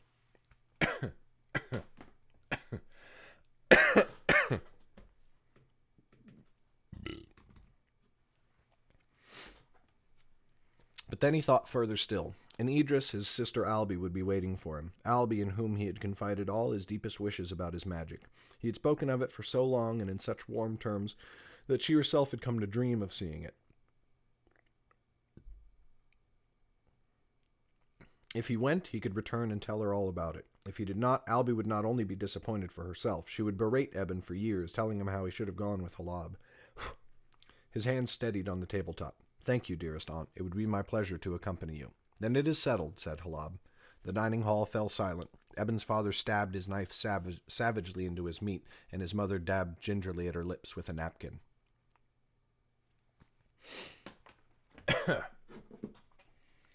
Chapter 4 done.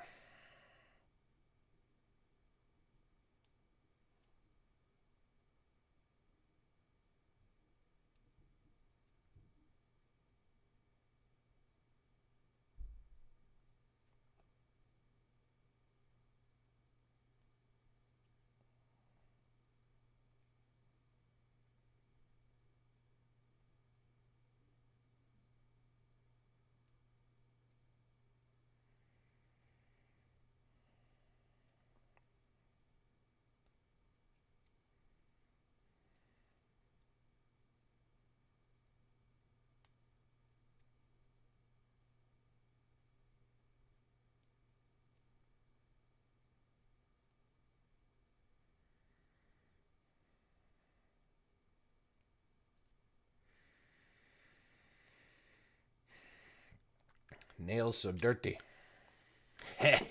Stabbed into his meat.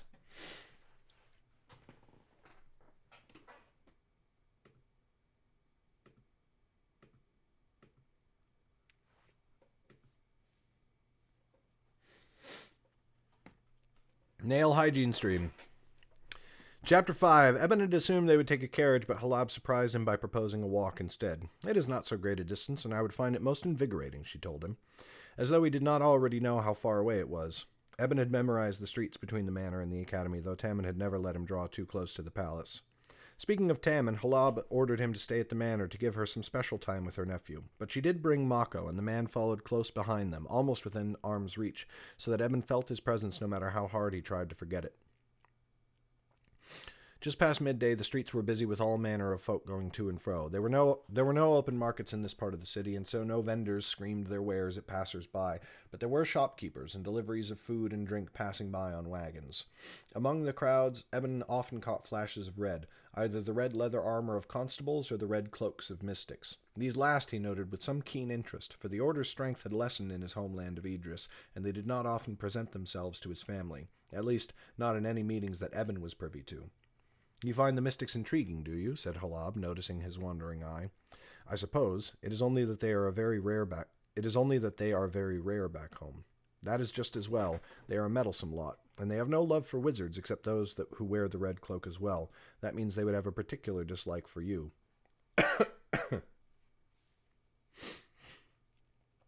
Eben glanced at her with concern, but she laughed and gripped his shoulder before taking his arm. "Sometimes I worry that you are too serious, though I think I may know the cause of that. It has not escaped me that your father puts great strain on you. You must forgive him for that." He did not have the faintest idea how to answer. Even with Tammin gone, he had no wish to speak ill of his father, for Mako walked close behind them both. She patted his arm gently. "I know it must be difficult to speak of. You need say nothing. And I take back my words. You need not forgive him. He has not forgiven you for some things in which you were blameless." Eben ducked his head, for suddenly his eyes were stinging. Suddenly his eyes stung.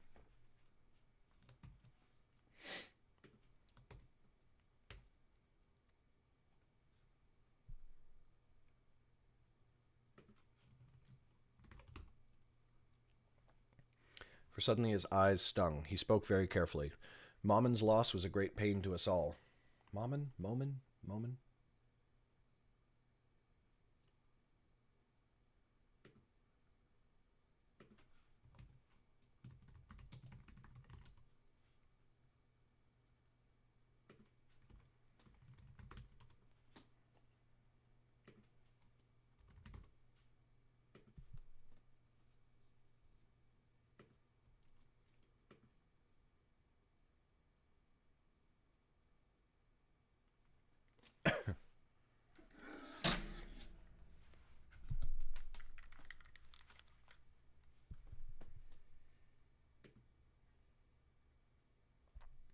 Momen.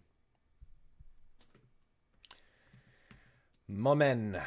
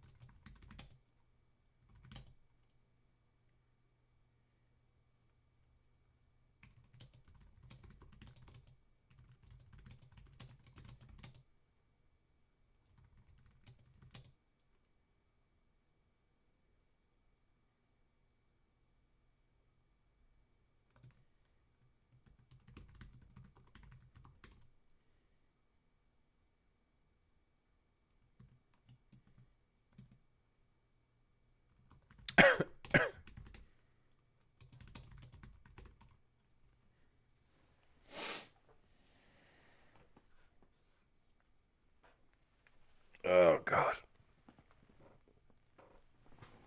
Okay.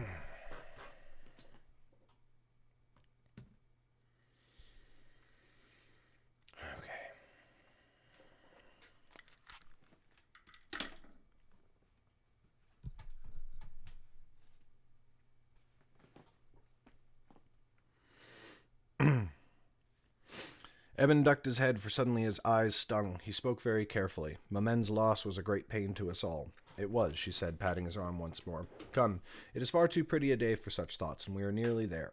He looked up. There they were, the spires of the Academy's four wings, and in the center of them all the great tower. High and mighty the place stood, nearly as tall as the High King's palace. But where the palace was laid all in stone of white and gray, with windows and bracings of gold, the Academy was of a stone so dark it was almost black, and its trimmings were in silver. Silver, too, were the banners that streamed from its many flagpoles, and all of them bore the simple white cross that stood for the four branches of magic. Inside a white circle it was itself nestled in an orb of black. Eben had heard of the banner, but had never seen it until the day he had arrived on the seat. Since then it had remained ever in his thoughts. Its size made it appear much nearer than it was, and still they had some distance to go. As they drew closer, Halab explained something of the palace's construction. Many of the details Eben already knew, knowledge gleaned from whispered conversations with servants who should have known better. Still he drank them all in, for he felt he would never tire of hearing tales of the Academy.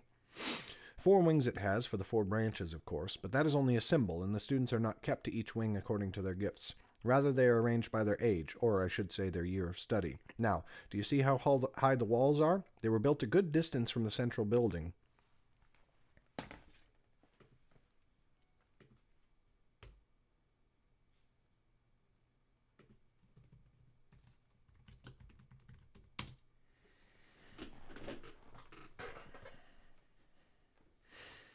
They were built a good distance from the central building, the Citadel, and there they have the training areas where the students learn their arts.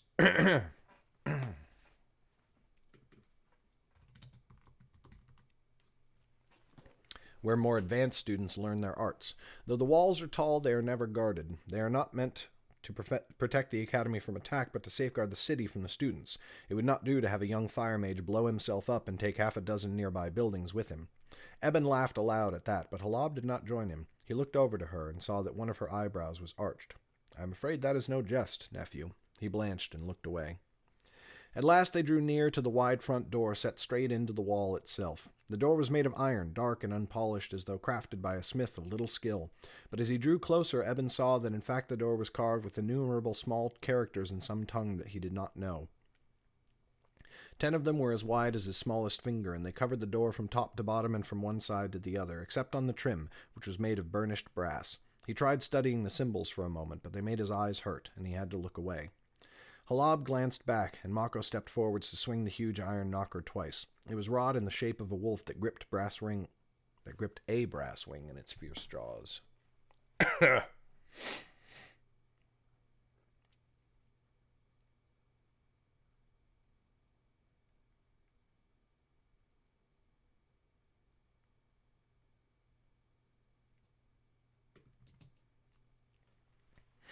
That gripped a brass ring in fierce jaws.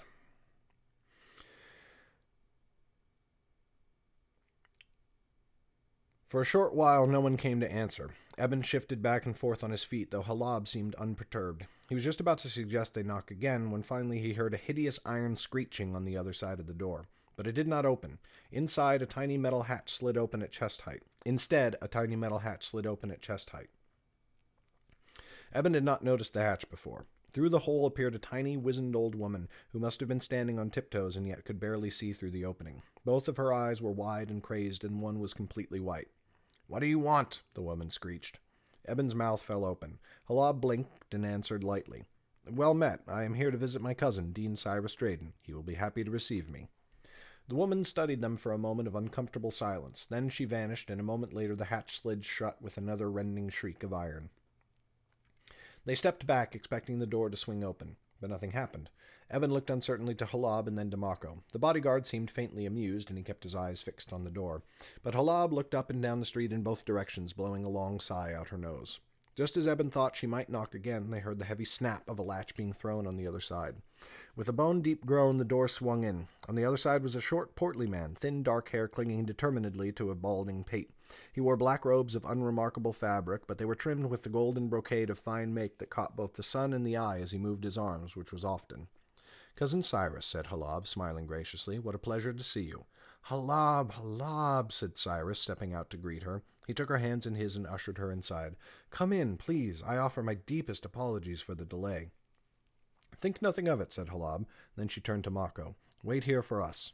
Mako nodded and stepped to the side, facing out towards the street with his hands clasped before him. Eben hurried after Halab as Cyrus drew her inside, and an attendant within hurried to swing the door shut behind them with a clang.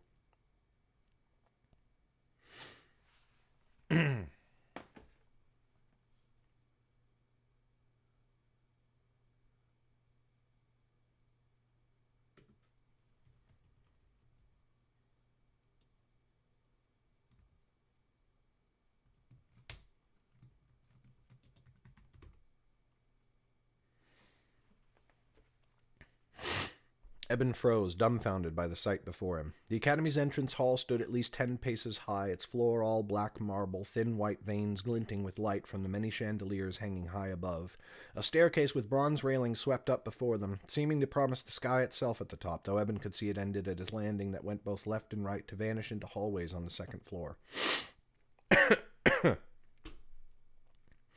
Other passages led off on either side of the stairway, while 2 doors stood closed at both ends of the great chamber.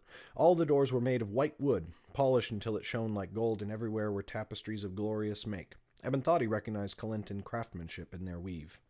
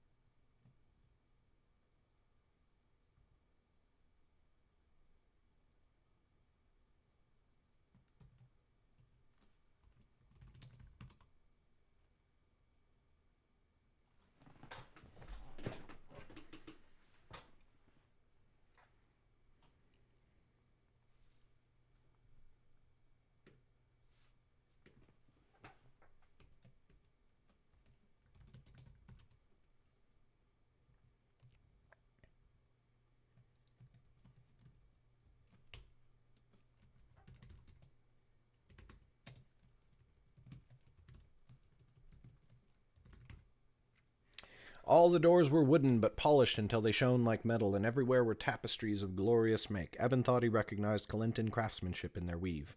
Students and instructors bustled about in all directions, like ants swarming through a hive, and none of them spared even a glance for Eben and the others standing in the entryway. The illumination from the chandeliers was joined and strengthened by the sunlight from great windows set high in each wall, and they were made of colored glass that depicted many tall figures Eben did not recognize. But they were beautiful and clearly ancient, and he felt that the figures stared down on him in judgment as he stood beneath them. "How did they light them?" he breathed, not meaning to speak aloud. Cyrus snapped a glance at him and frowned. "Eh? What is that?" "The chandeliers," said Eben. "They are so high." "Ah," said Cyrus. "The candles are placed and replaced by mentalists and lit by elementalists, of course." Of course. Eben knew he might have thought of that on his own, were his father not so adamant about refusing to allow Eben any knowledge of magic and other wizards.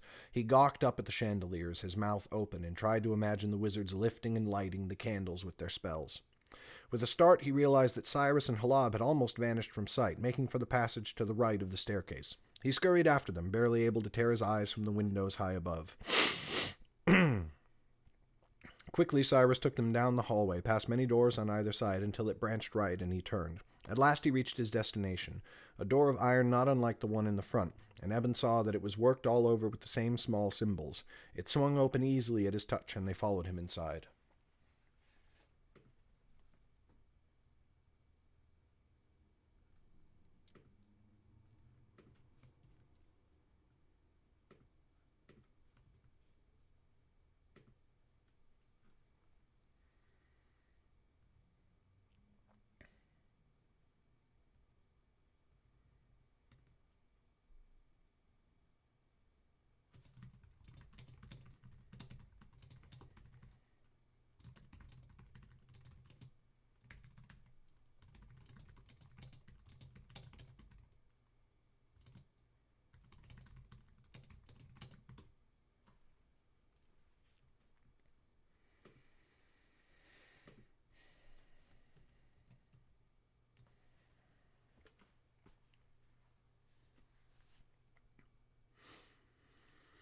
At last he reached his destination, a door of iron not unlike the one in the front, and Eben saw that it was worked all over with the same small symbols. It swung open easily at his touch, and they followed him inside. They were in an office now, the dean's, Eben guessed, for it was wide and well lit and had a second half-floor reached by a narrow staircase to the right. All sorts of artifacts sat on shelves along the walls, and many were strange to Eben, crystal globes and metal orbs and rods of strange metals.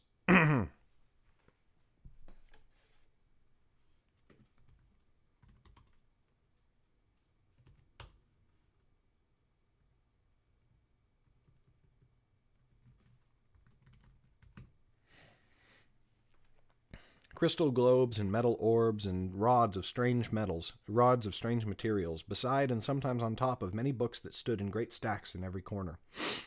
On the second floor were more bookshelves and windows that let light come pouring in from outside, but Eben noticed that the books and the artifacts all seemed unused, for they were covered in a fine layer of dust. "My heart sings to see you, cousin," said Cyrus, going to Halab and kissing her on both cheeks before she kissed him on his forehead. "Again, I must apologize for your treatment at the front door. Despite my years here, I have never succeeded in ridding this place of Melly, daft old bat that she is."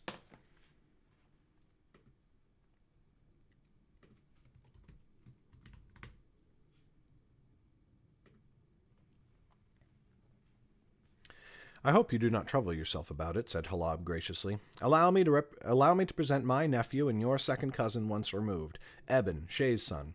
Cyrus regarded Eben with a cool tolerance. "Indeed. Welcome, Eben. You travel in mighty company." He held forth a hand.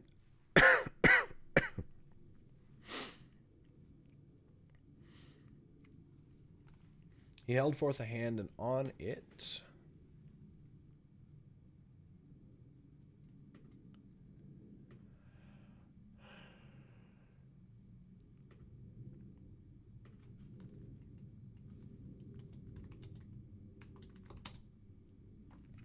He held forth a hand, and on it Eben saw a ring bearing the cross and circle sigil of the academy. For a moment Eben was not sure how he was supposed to respond.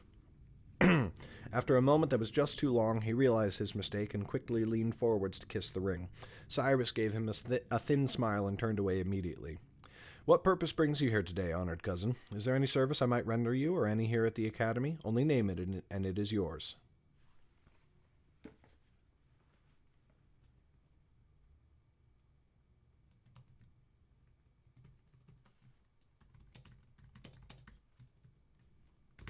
"Is there any service you require of me or anyone here at the academy? Only name it, and it is yours." "In fact, I am here for Eben," said Halab. "Long as he dreamed of seeing the academy, and as his family is busy in the palace, I thought to show him. Who better to introduce us to its labyrinthine halls than the dean himself?" Excuse me. It looked to Eben as though Cyrus tried to hide some slight displeasure. "Indeed, certainly I would be happy to." "Ah!" He turned to Eben again, and now his eyes lit with recognition. "You are the transmuter. Your father would not let you attend for schooling." Eben felt his cheeks burning, and he lowered his gaze to the floor. "Yes." "A pity. And now you are... how old? 14? 15? "I've seen 16 summers," mumbled Eben. 16! The dean shook his head and pursed his lips. "Such a waste, such a waste. But then it is only transmutation, and better a glimpse of opportunity lost than to never know it at all. It will be my pleasure to show you my school." He took Eben's hand in his own, smaller, clammy one, and patted it. Eben felt an urge to withdraw, but he did not wish to appear rude. The dean was looking at him like he was some boy whose legs had been cut off in a farming accident. Cyrus opened the study door again and motioned them out. He made his way through the hallways, his steps sure, though Eben was already lost in the massive place. Soon they stood in the entrance hall again, and once more Eben was left to marvel at its craftsmanship. Whoops. "The student dormitories are near the top of the central citadel," he said, pointing up to where the staircase turned into hallways far above. "No need to visit them, of course, unless you like beds dressed in plain gray wool." He tittered. "No, indeed," said Halab. "Most of the classes are taught on the bottom floor, and here also are the kitchens and the dining halls. Come, let me show you where the students learn their spells." He took them to the hallway left of the staircase. Doors lined the walls to either side, but Cyrus passed them by. "Instructors' studies," he said, waving at them dismissively. Soon they reached a set of double doors on the left, and Cyrus threw them open with a flourish. Inside were many students sitting at long tables, and at the front of the room a podium. Behind it stood a thin wisp of a man, clutching the wooden stand as though for support. He had wide eyes like an owl's, which blinked as fast as a heartbeat. His blinking sped still more at the sight of the dean. "Dean Cyrus," the instructor wheedled, leaping away from his podium as though from a coiled snake. He came forwards, wringing his hands together, mouth working as though chewing a tough bit of gristle. What an unexpected visit. This is Instructor Credell, said Cyrus, putting a hand on Credell's shoulder, from which the poor man shrank witheringly. He is the beginner's transmutation instructor, the man you would learn from, Eben, if you were attending the academy. Well met, said Eben, holding forth a hand. Credell stared at the hand with suspicion, then jerked his gaze up and tried to smile, but failed. Are you a transmuter, then? Fascinating. Where have you studied? I am unlearned, said Eben, feeling a familiar blush creeping across his face. Credell blinked with his owl eyes. Oh. Behind him, Eben could see several of the students, all of them children far younger than he was, leaning about and trying to get a look at him. Leaning around.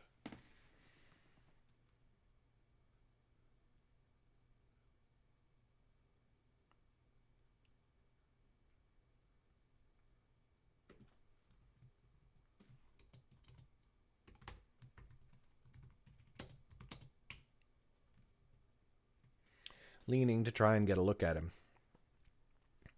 Mayhap we could leave these students to their studies, said Halab, giving the room a smile. After all, they have much to learn. Of course, said Cyrus, clapping Credell on the back until Eben thought the instructor might fall over. Carry on. He stepped out and swung the doors shut again, whisking them a bit farther down the hallway to another set of double doors. Inside was a class of mind mages, listening attentively to their instructor. The man's eyes glowed as he made a small iron ball dance in the air. Eben stared in wonder, but to his disappointment the instructor lowered the ball the moment he saw the dean. Then Eben noticed something else intriguing. Though there were surely more than a score of students inside, they all wore the same simple black robes. At first he did not know why that caught his eye, until he realized that he could not tell which students came from wealthy families and which from poor. In his own household, even if he did not know all the servants by name, he knew them by their dress, just as he knew a member of his own family the moment he saw their bearing. Here, all the students were equal. He marveled at it, though only for a moment before Cyrus began to speak again, and Eben had to pay attention to the name of the instructor as they were introduced to each other. After a hurried explanation of the class, Cyrus pushed on to another room with another lesson, though Eben could see no magic at play, and Cyrus did not say which branch the students were studying. They passed another room, and then another, as though Cyrus was in a hurry now and only wanted the tour to be over as quickly as possible. Evidently, Halab noticed Cyrus's haste as well as Eben's dissatisfaction, for she stopped the dean after he closed yet another set of classroom doors. Good cousin, mayhap we could see the training grounds? I think my nephew tires of seeing so many classrooms that look the same. Then, before Eben could claim in politeness that he was fascinated by the tour, she smiled at him and said, And I think I agree with him. Cyrus grew flustered and produced a silk handkerchief, with which he dabbed at his forehead. Ah, of course, good cousin. The training grounds indeed. Though be careful, they are not without peril.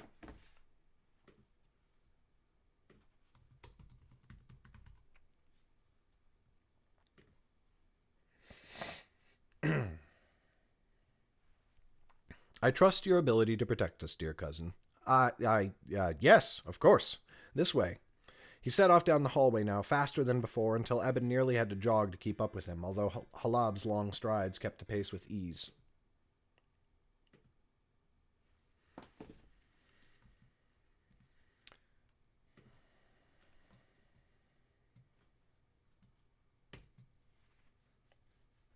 Alrighty.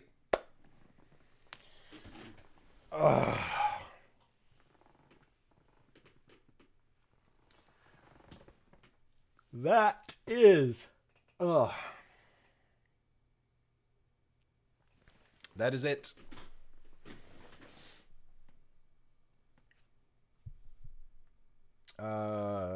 Sorry, that is time for another break. That's not it. We're not ending stream. Sorry. Screw this cold. All right. Off for a little walk. Be back in a few.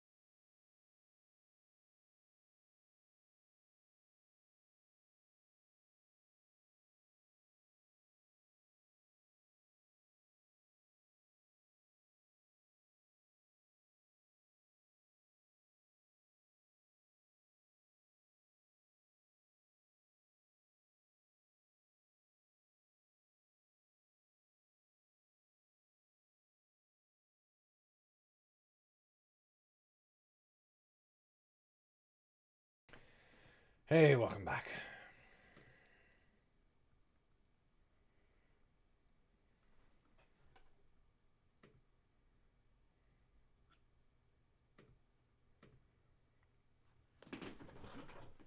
Oh, actually, quick thing before we start. If you go to the Nightblade Epic Book 1 page on Amazon, you will now see that there is a new edition of the book available, and that is the Audible edition. Available for sale, for pre-order, I should say, to release on the 14th. It's there, man. It is up.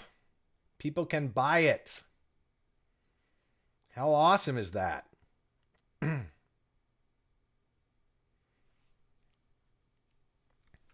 $35 for the full audiobook. But if you are on Audible or you get the free trial or you have the credit or whatever, you can get it that way for free. Hype! So anyway, that's fucking exciting.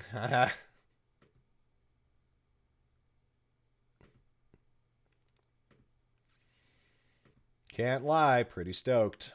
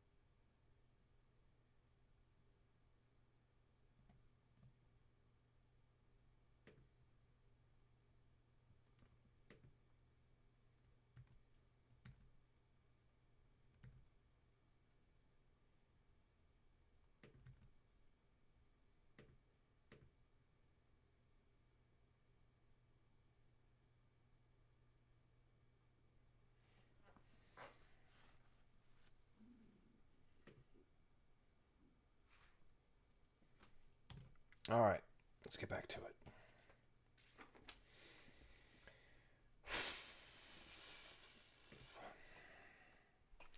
One hour. One full hour of work left, and then we've done our 4 for the morning. I'll probably stream again in the afternoon because I want to make up for the missed time yesterday, but we'll see. I trust your ability to protect us, dear cousin. Yes, of course. This way. Set off down the hallway now, faster than before, until Eben nearly had to jog to keep up with him, although Halab's long strides kept the pace with ease. After 3 turns that left Eben utterly bewildered, he stopped at another set of double doors. Cyrus hesitated only a moment before throwing them open.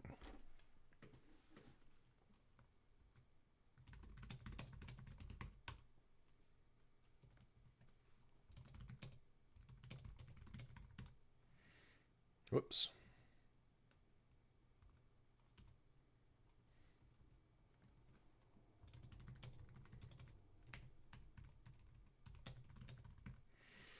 Another set of double doors, these made of white wood. Cyrus hesitated only a moment before throwing them open. Eben's eyes burned at the sudden daylight, and he had to raise a hand to shield his vision. Once he could see, he found himself in a stone courtyard that extended many paces from the academy until it ended at a grassy lawn that might have been trimmed with a barber's shears, it was so precise. And there, for the first time, he saw wizards using the full strength of their magic. They had come upon a class of fire mages who bent flame and lightning in their hands before flinging them at iron figures set in the ground many paces away. One sent an infernal ball flying through the air to engulf one of these targets in flame. A short distance away, a girl Eben's age drew water from a bowl, twisting it into swirls in the air before sending it shooting into the ground. Eben thought that was the end of it until a moment later the water burst from the soil again, erupting with a stream of earth to slam into an iron dummy's stomach. "This is where the elementalists practice," said Cyrus, as though they needed the explanation. Eben found himself rooted to the spot and scarcely able to hear the dean's words. "Let us move on to the mentalists. My branch, as it happens." Halab had to prod Eben's elbow before he moved, and then he quickly followed Cyrus. He saw now that they walked between two of the great wings of the academy and were moving from one to the other. As they went, Eben could not take his eyes from the elementalists casting their spells. Each seemed more wondrous than the last. There was another white wooden door set in the wall before them. Cyrus opened it to a short passage that cut straight through the wing and out the other side. Eben stepped into the passage with a final regretful look at the wizards behind him. But when they came out the other side, he found himself dumbfounded again, for here were mentalists, and if their magic was not so wondrous at first sight, when he looked closer he was even more overawed, for they raised plates of metal and heavy chairs with only their magic, so that it looked like some spirit caused the objects to move. Then the mentalists would drag them back and forth through the air or make them spin.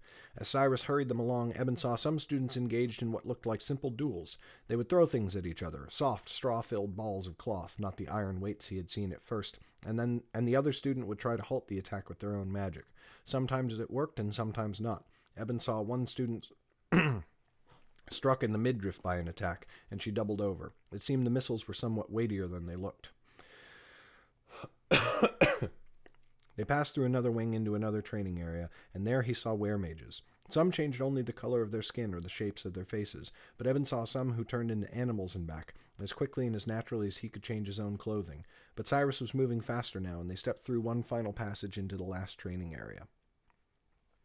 This one was smaller than all the rest, and looking up, Eben saw that they were tucked in between the academy's northeastern wing, the citadel's main entrance, and the wall. But Cyrus turned to them with a smile and gestured at the students gathered there, giving Halab a little half-bow.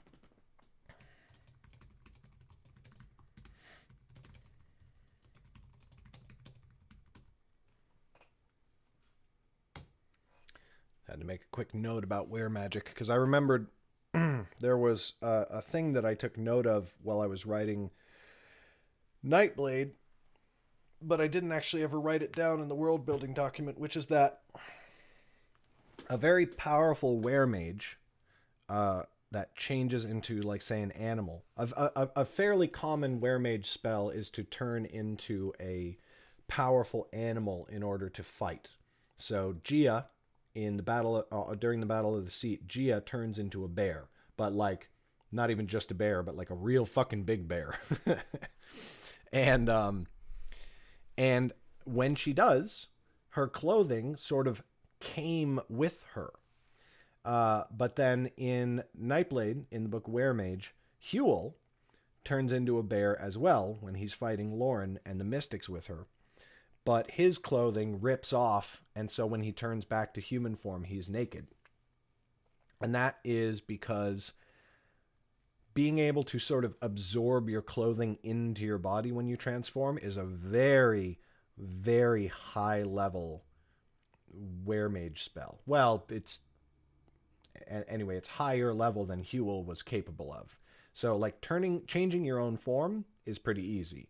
Bringing whatever you're wearing with you is much more complicated. And it's a mark of Gia's ability and power as a weremage. Not only that, she turned into like a more powerful version of a bear, a bear that's 50% larger than a normal bear would be and more powerful and everything like that, but that she was able to bring her instructor's robes with her. Whereas Huel, yeah, he can turn into a bear, like, so fucking what? More like the majority of weremages can do something like that. So anyway, I just wanted to make a note of that while I was thinking of it. This one was smaller than all the rest, and looking up, Eben saw that they were tucked in between the Academy's northeastern wing, the Citadel's main entrance, and the wall. But Cyrus turned to them with a smile and gestured at the students gathered there, giving Halab a little half-bow. Here, I think, you will find something to hold your nephew's attention. Here is where the transmuters practice their craft. Excuse me. Eben looked at them in wonder. Some students sat cross-legged upon the ground, their palms pressed into the earth. Beneath them the grass roiled and shifted, turning now to wood, now to stone, and then back to turf, so smoothly that he could barely tell it was changing before it finished. There were iron dummies in rows, just like before, only now the students took the dummies into their hands and turned the metal soft, malleable, twisting them into different shapes, or posing them so that they looked like warriors in combat. Still other students dueled like he had seen the mind mages doing before. Only these students would throw the cloth balls at each other with their hands, and the other student met the missile with palms open. The balls would turn to water at a touch, splashing harmlessly across the student's skin, or mayhap vanish in a puff of smoke. Then Eben saw one instructor, standing far off to the side, with a student standing several paces away.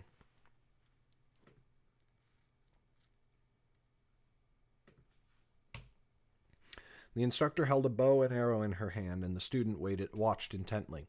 Slowly the instructor raised the bow and drew until the fletching rested against her ear, and then released the shaft. Shaft. Eben cried out in alarm, but the student raised a hand as if to catch the arrow. When it struck her palm, it vanished in a puff of smoke, just like the cloth balls the other students used for their practice. Eben glanced at Halab. Even her brows had raised at that. Cyrus's smile widened. A powerful bit of transmutation, that. Not 1 in 100 transmuters can achieve such skill. Powerful indeed, said Halab.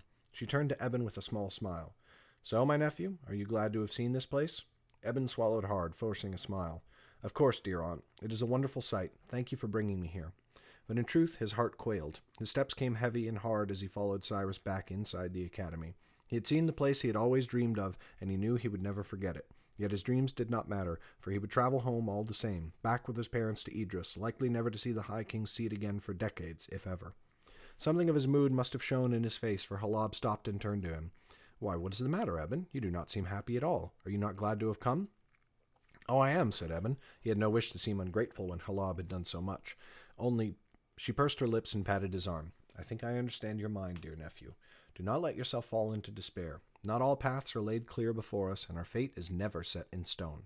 Of course not, he mumbled, but her words gave him little comfort. Chapter 6.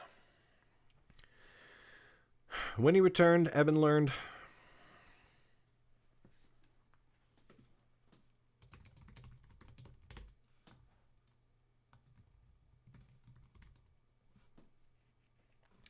When he returned to the family manor, Eben learned from Tammin that his parents had at last gained their audience with the High King, and thus the purpose for their visit was fulfilled. So it was that the next morning he was in his room, despondent, while Tammin packed his things in preparation for the journey home. I wish you would cheer up, said Tammin. You make for horrible company. Do you think it is that simple? Said Eben. He picked at a loose thread in his pant leg, refusing to look up. The place was glorious. I did not know that half the things I saw there were possible. No one forced you to go. Eben snorted. Do you think I could have refused? I suspect this was all an elaborate torture. He has brought me here only to show me that from which he has kept me all my life. And my dear aunt, she thought to help me, to cheer me, but she has only increased my pain tenfold." Tamon frowned and shook his head. "Mayhap it is for the best. Not even the very wise can see all ends." Direct Tolkien homage. Outside the window, the sky was bright blue with a few wispy clouds. They passed in and out of sight, moving quickly with the wind. Soon that wind would carry Eben away on a ship across the great bay towards home. I see only one end before me, and it is one I do not wish to face." He had a thought and sat up suddenly, eyeing the door to his chamber nervously. What if he fled? He could vanish into the seat. Surely father would not waste much time looking for him. Mayhap the academy would take him, and he could begin his training. Late in his life though it was. But it was a flight of fancy. The academy charged a tuition, and though he had some coin, he could not pay his way for long. Besides, if Shay did think to look for him, the academy would be the first place to search. Eben could well imagine his father's cruel sneer as he was dragged from his classes, and the punishment he would face at home. Soon all his things were packed, and Tamon summoned servants to carry them downstairs. Eben forced himself to his feet and went down...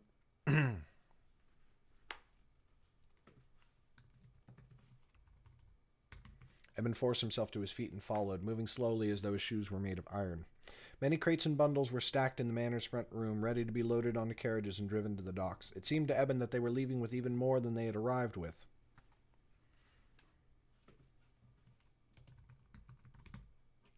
Though he had not seen his parents buy anything new. He made his way out the front door and into the courtyard, and there he found a surprise. Halab had come to see them off. Beside her stood Mako, and in the middle of the courtyard was the main carriage in which he would ride with his parents to the docks. They were present already, Shay engaged in some conversation with Halab, while Hesta stood quietly nearby. Eben could not hear the words, but his father looked angry and made many sharp gestures with his hands. But as soon as he saw Eben, he stopped, his face going stony, and he turned away from his sister. Halab greeted Eben with a smile. "Good morrow, dear nephew. Did you rest well?"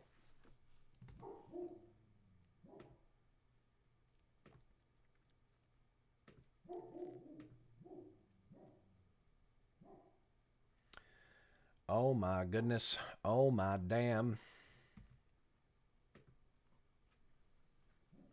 "I did, Aunt," said Eben. "I shall miss you dearly. The days will seem long until again you grace Idris with your presence."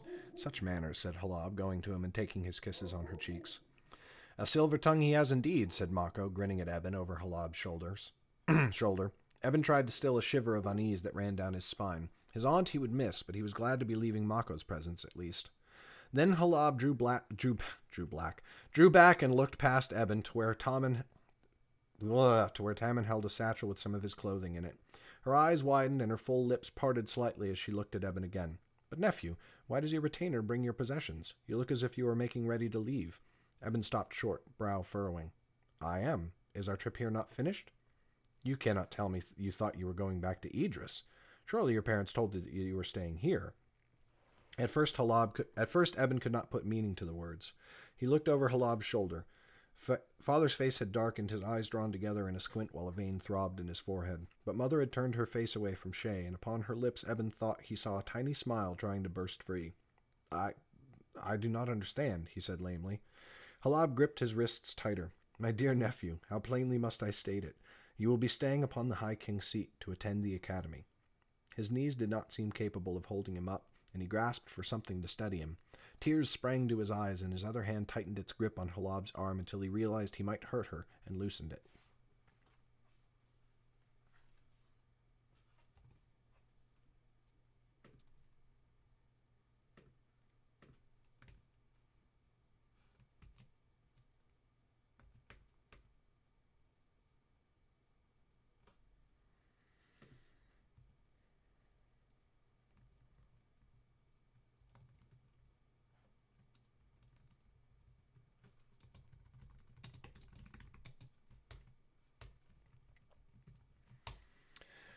Tears sprang to his eyes, and his other hand tightened its grip on Halab's arm until he loosened it, fearing he might hurt her. He opened his mouth to speak, but a lump in the back of his throat prevented him.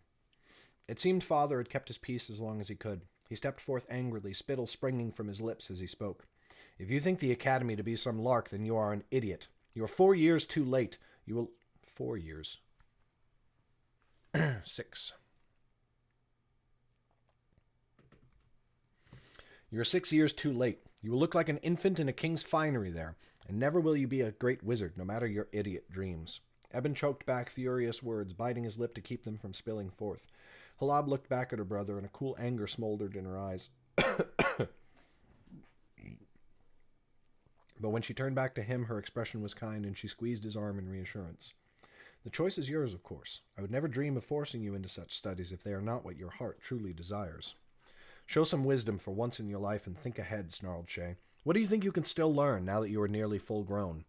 Eben looked back at him and then back to Halab. His first instinct was to shout with all his joy and fervor that of course he would stay and attend the academy, and yet as they so often did, his father's words wormed their way into his mind.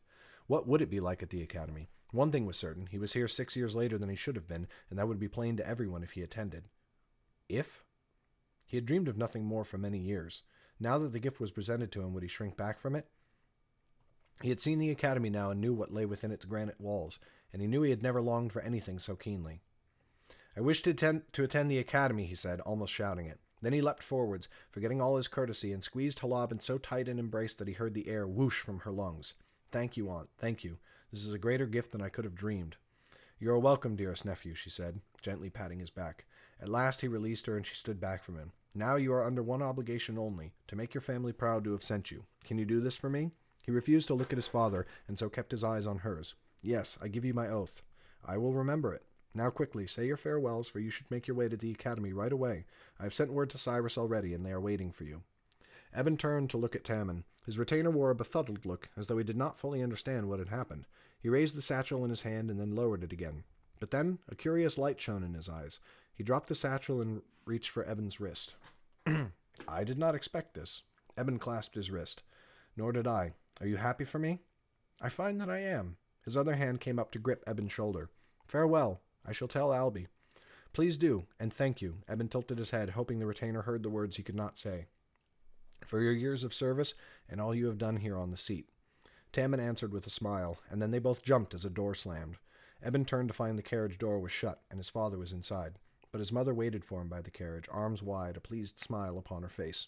He went and took her in his arms, breathing in the familiar smell of the perfumes she favored. Go and make me proud, my son, she said, scarcely speaking above a whisper. I do not weep to see you go, for I know you are ready. Then you know more than I, mother, said Eben. But, father, do not concern yourself over him, she said quickly. I know you cannot see it, but he too knows this is best, and mayhap the distance between you will mend what time never could. Eben doubted that very much, but he forced himself to smile as he gave her a final kiss on the cheek. At last he turned to Halab, who stood there beaming at him. Mako stood just behind her, but Eben tried to ignore him. Well, what are you waiting for? Said Halab. Go, or they shall mark you tardy on your first day. Do well, little goldbag, said Mako. Eben's skin crawled at his crooked grin. I know you will be of great service to the family. Eben tried to keep his smile up for his aunt, but at the last moment he turned towards the carriage.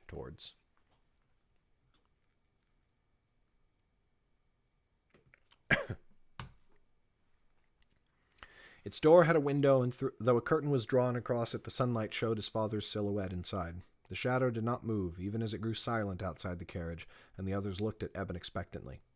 Darkness take him, then, said Eben. Farewell, he said, and though he spoke to Halab, he knew his words would carry inside the carriage. The next time you see me, I shall be a wizard. Then he turned and strode from the manor's courtyard. He kept his pace measured until he was out of sight, but the moment he turned the first corner, he burst into a run. Done chapter. Yum.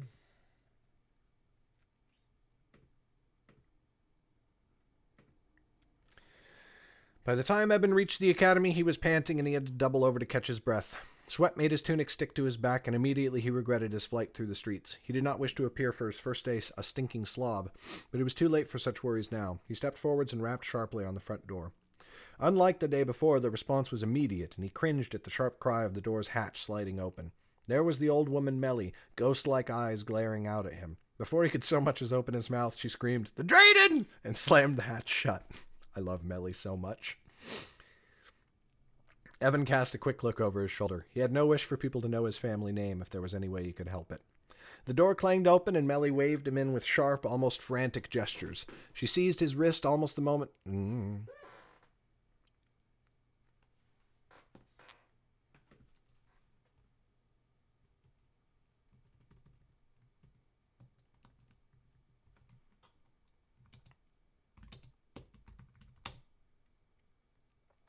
She seized his wrist as he crossed the threshold. The Drayden! Like, and the funny thing is like, as I picture it in my mind, there's nobody else in the front hall. She's not saying that to anyone. She's just, the Drayden!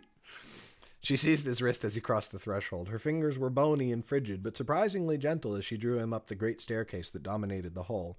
Behind him he heard the door slam shut with a heavy boom. When he turned, there was no one there who could have closed it. A shiver ran through his limbs. I am in the academy now, he thought. It was a giddy prospect, and he fought the urge to burst out laughing. Melly took the stairs quickly, despite her age, and once they reached the top, she whisked him off to the right, stopping at the first room they came to. Within were many shelves, running from floor to ceiling and covering the walls, and all of them filled with folded black robes. Melly ran along the shelves, brushing each one with her fingers as though she could see them by touch, glancing back often at Eben. How tall do you stand? She snapped. Just under 10 hands, he said, squaring his shoulders. Is that right?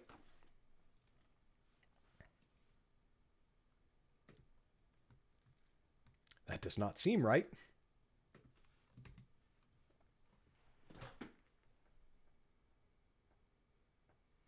Units of measurement. Hand, 7 inches. 7 inches, 10 hands. 70 inches? Oh, that's like 5'8". Yeah. No. Almost, that's 5.8.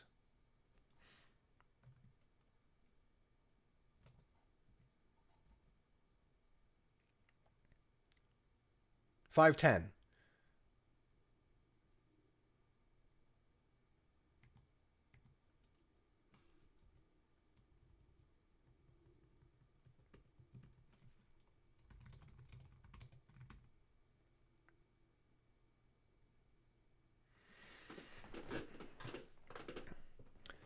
So if he's saying, I'm just under 10 hands, and she says, I will give my good eye if you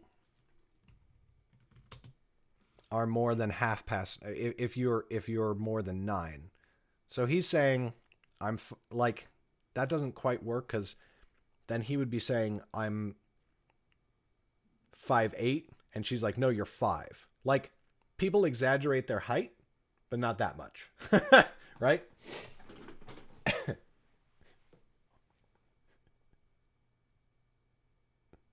Yeah, I was saying Drayden, not Megan. So if she says, I will give my good eye if you are more than half past 9, that makes more sense. Because he's saying, like, I'm almost 5'8", and she's like, yeah, you're 5'4". Eben barely kept himself from pointing out that if she already had an answer, there seemed little purpose in having asked in having asked him the question.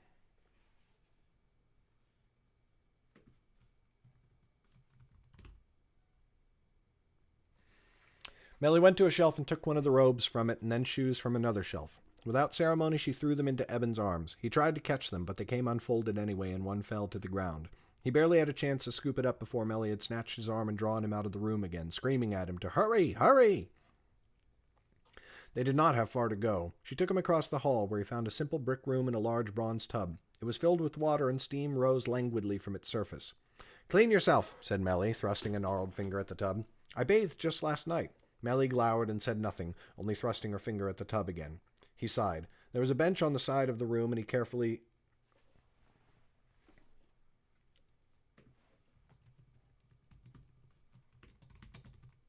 There was a bench at one end of the room, and he carefully laid his new student robes upon it. Then he turned to Melly, raising his brows. Be quick, she snapped. I do not have all day to deal with new arrivals, you know.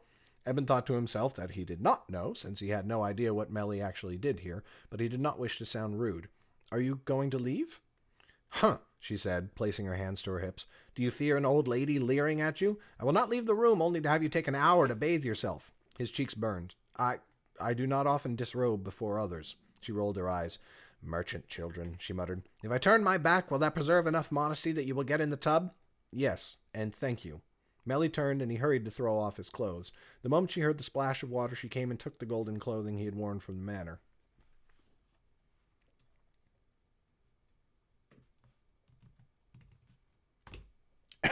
Wait, where are you taking those? To be burned, of course. No one told you? The clothes you bring here are destroyed. While you study here at the academy, you will wear only your student robes. But those are expensive. Melly held them up, appraising them with narrowed eyes. I have burned far better. The King of Wadeland's second cousin came here wearing clothes worth enough coin to feed an army for a month. Then she vanished through the door. After his surprise faded, Evan found himself somewhat liking the idea of the fine tunic and trousers curling in the tongues of a fireplace. If nothing else, the unnecessary expense would no doubt rankle father, if he knew. Evan laughed at the thought and gave the bathwater a little splash. When Melly came back a short time later, her hands were empty. Evan had finished bathing and had just dressed again by the time she appeared. Scarcely waiting for him to put on his shoes, she seized his wrist and drew him from the room. Now they ran back down the main staircase into the great hall, and then around to the right side, where he entered the hallway opposite the one Cyrus...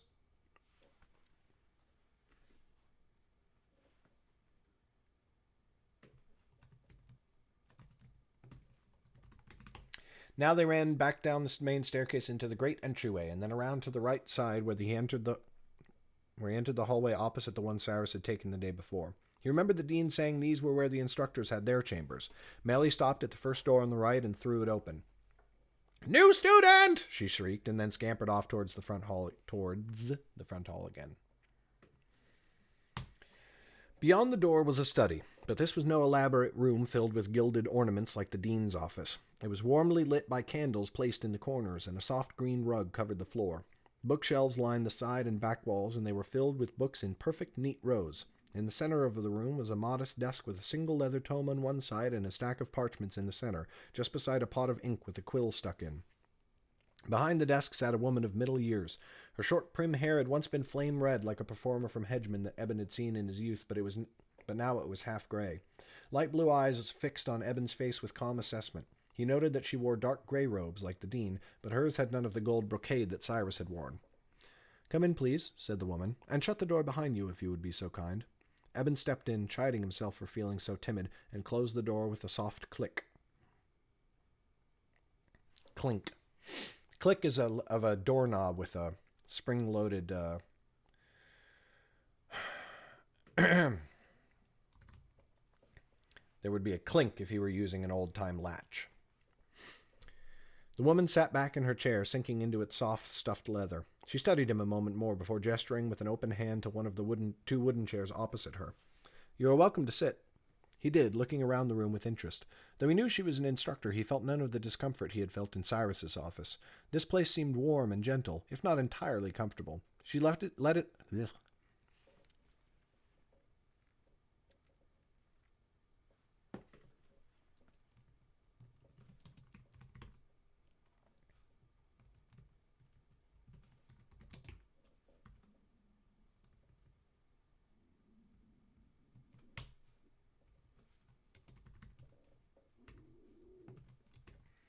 When he at last turned back to her, she said no word, and only kept looking him over.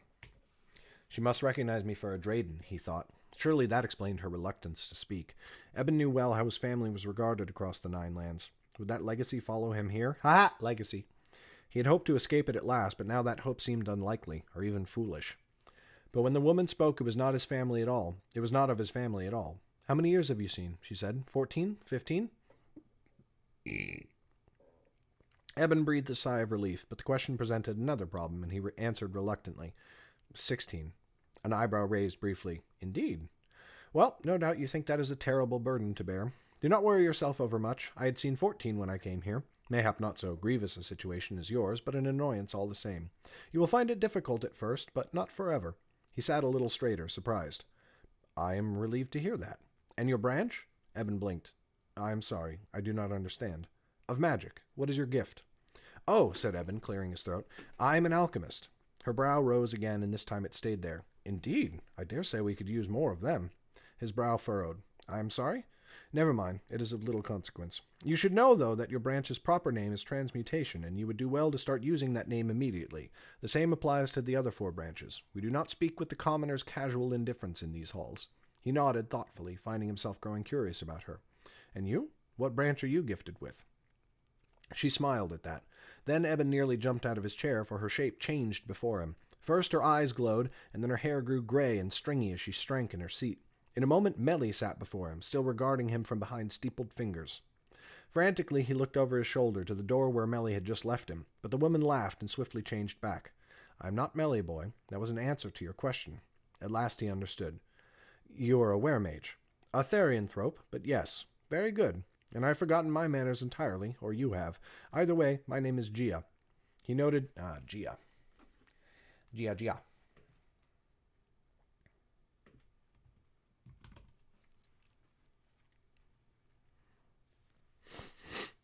He noted carefully that she did not give a family name. Mayhap she was a bastard, but mayhap that was the custom here. He hoped so. I am named Eben. Eben, a strong name. Well, Eben, let us show you to your quarters. He scooped his robes back up from where he had thrown them in the other chair, and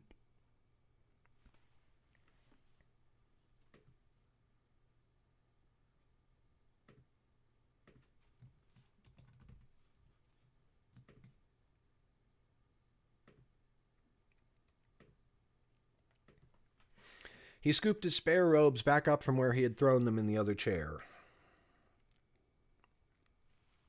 And Gia stood to lead him from the room. Eben remembered that the dormitories were on the second floor, and he expected her to bring him back out to the main hall to climb the wide main staircase. But Gia led him farther into the citadel instead, where he soon saw another staircase leading up. This one was a spiral and very narrow, so much so that he could easily touch both sides of it with his arm stretched out. Gia led him up, passing one landing but stopping at the second. They emerged into the hallway to find a door facing them just on the other side, and Gia led him within. They entered a room with many chairs and couches set in small circles all about its edge, with a large open space in the center. But Eben scarcely had time to study it before Gia took him to a door at the back. Through that door was a long, low room with many beds, along with cabinets and chests of drawers. She led him to a bed almost at the back and waved a hand at the cabinet beside it. Here you may store your spare robes, she said. This bed is yours now. Eben looked around the room at all the other beds, wondering how many were occupied. Is this where all the alchemists sleep? No alchemists sleep here at all. His cheeks burned. I am sorry. Is this where all the transmuters sleep? She smiled warmly. A quick student, then. The answer is no. The branches study together, but here in the dormitories you are arranged with the other students according to your ages. That was a relief. Eben had no wish to spend his days sleeping in a room full of children, but Gia must have seen the pleasure on his face as something else, for she fixed him with a stern glare. Do not look so excited. You should know that it is strictly forbidden for students to philander upon academy grounds. This is a place of learning. Eben's face grew beet red as he realized what she thought she had seen in his mind, but she pressed on before he could speak. There are many places upon the seat where you and the others may see to your needs. This is not one of them. Instructors walk the hall at night and often inspect the dormitories. Keep yourself restrained while you are here, and if you require silphium, you will see to procuring it yourself. Is that very clear? Yes, he said, voice strangled with embarrassment. I assure you I understand completely. Gia lifted her chin, eyes softening slightly. Good. Know also that fighting is forbidden, whether magical or otherwise, and that rule extends beyond the academy's walls. Take some private duel out upon the seat, and we will hear about it. If that happens, you will be expelled. Now then, you know when you will be sleeping. You know where you will be sleeping, so allow me to show you where you will be studying. She led him downstairs again, this time to the entrance hall and then down the hallway on the left. Soon they reached a door with iron bands that Eben thought looked familiar. Sure enough, when she opened it, he recognized the room where Instructor Creedell where Instructor Creedell.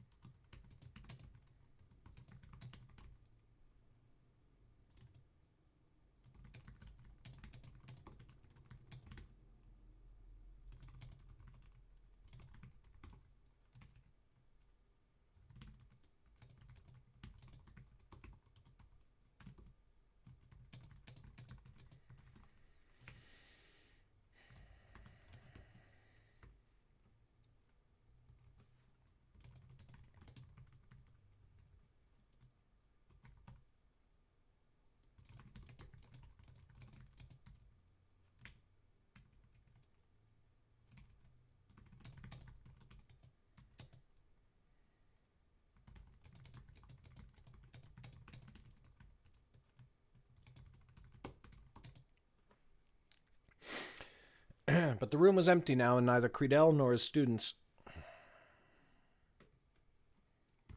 were anywhere to be seen. "This is your classroom," said Gia. "Your instructor is a man named Credell." "I met him," said Evan. He realized he had interrupted her and lowered his gaze, blushing. Gia did not seem annoyed, and only nodded. "That is good, since as you can see he is not here for an introduction. His students are dismissed just now, though they will return soon. In the beginning, your days of learning will be divided into 2 periods of 3 hours, 1 period before the midday meal and 1 after. This is where you will study your first period."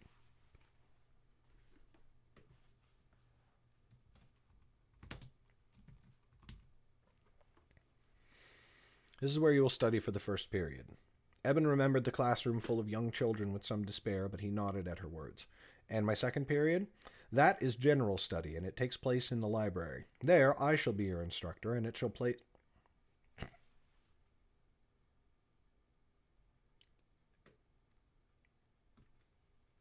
There I shall be your instructor. Come." She led him away, and Eben thrilled at the thought that she would be teaching him. He had not liked the look of Credell, or the way the man seemed to flinch away from any word spoken above a whisper. Though Gia was a were-mage, mayhap she could help him fill in the gaps in his alchemy, for he strongly suspected Credell would not. "The gaps in my transmutation, I mean." Eben smiled to himself. Gia turned this way and that, and soon Eben was utterly lost again within the halls. When she saw him looking around, desperate for a landmark to locate himself, she said, "You will get lost often in your first days, and little will help to prevent it. Therefore, we will not waste time teaching you where to find your classrooms, but rather how to recognize them. You can ask your fellow students if you have trouble placing yourself." "Thank you," he mumbled, and abandoned trying to find some way to determine where he was. "There are some things you may try to keep in mind," she went on. "For example, the beginners' classes are located near the front of the citadel, while the advanced classes are towards the rear. Towards the rear.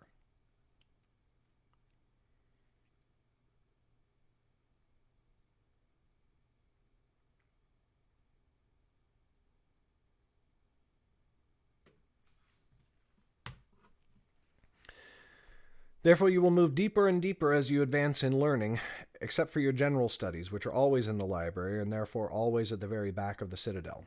Already his head swam, but it was clear she was trying to hide a smile. Already his head swam, but it was clear she was trying to help. "I will try to remember." She pursed her lips, looking as though she was trying to hide a smile. There we go.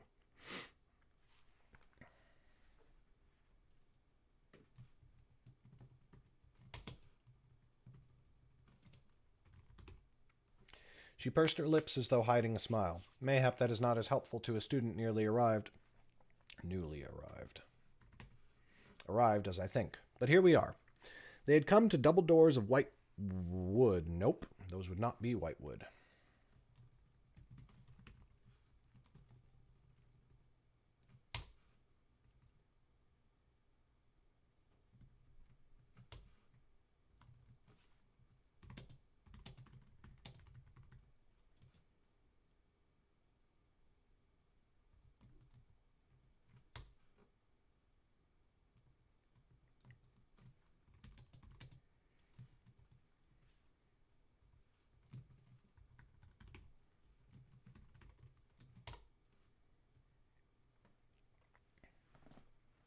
"Hey, Twiggly Bits!"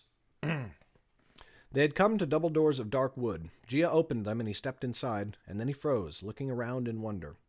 Never before had Eben beheld a sight like the library of the academy. Never before had he imagined that so many books existed in all the world. He stepped just over the threshold to look up, for he could see at once that there was a second floor. Yet as he craned his neck, he could see that in fact there were 3, each one reached by a narrow wooden staircase with no railing. Far, far above, the library's roof ended and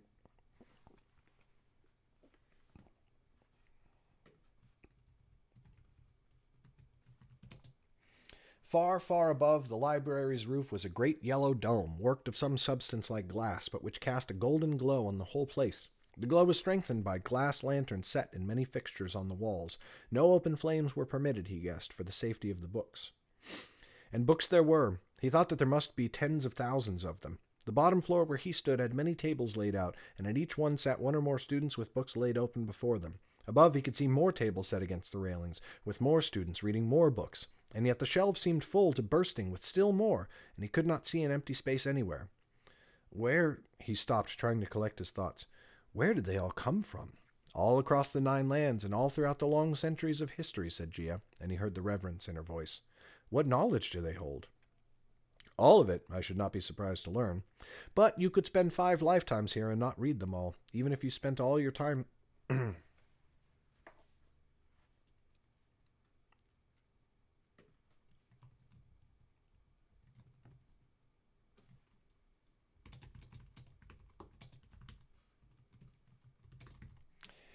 But you could spend 5 lifetimes here and not read them all, even if you did nothing else, and then you could never put such knowledge to use.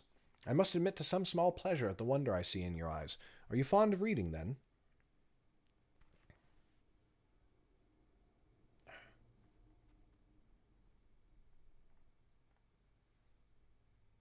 Eben shrugged slowly. It is hardly my greatest passion, but this... How could anyone see this place and not be struck by wonder?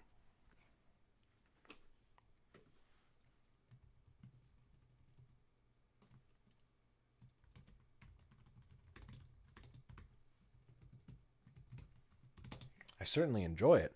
And this... How could anyone see this place and not be struck by wonder? The dean took me through the academy yesterday, but he never showed me the library. If he had, I would have called this the greatest wonder of the citadel.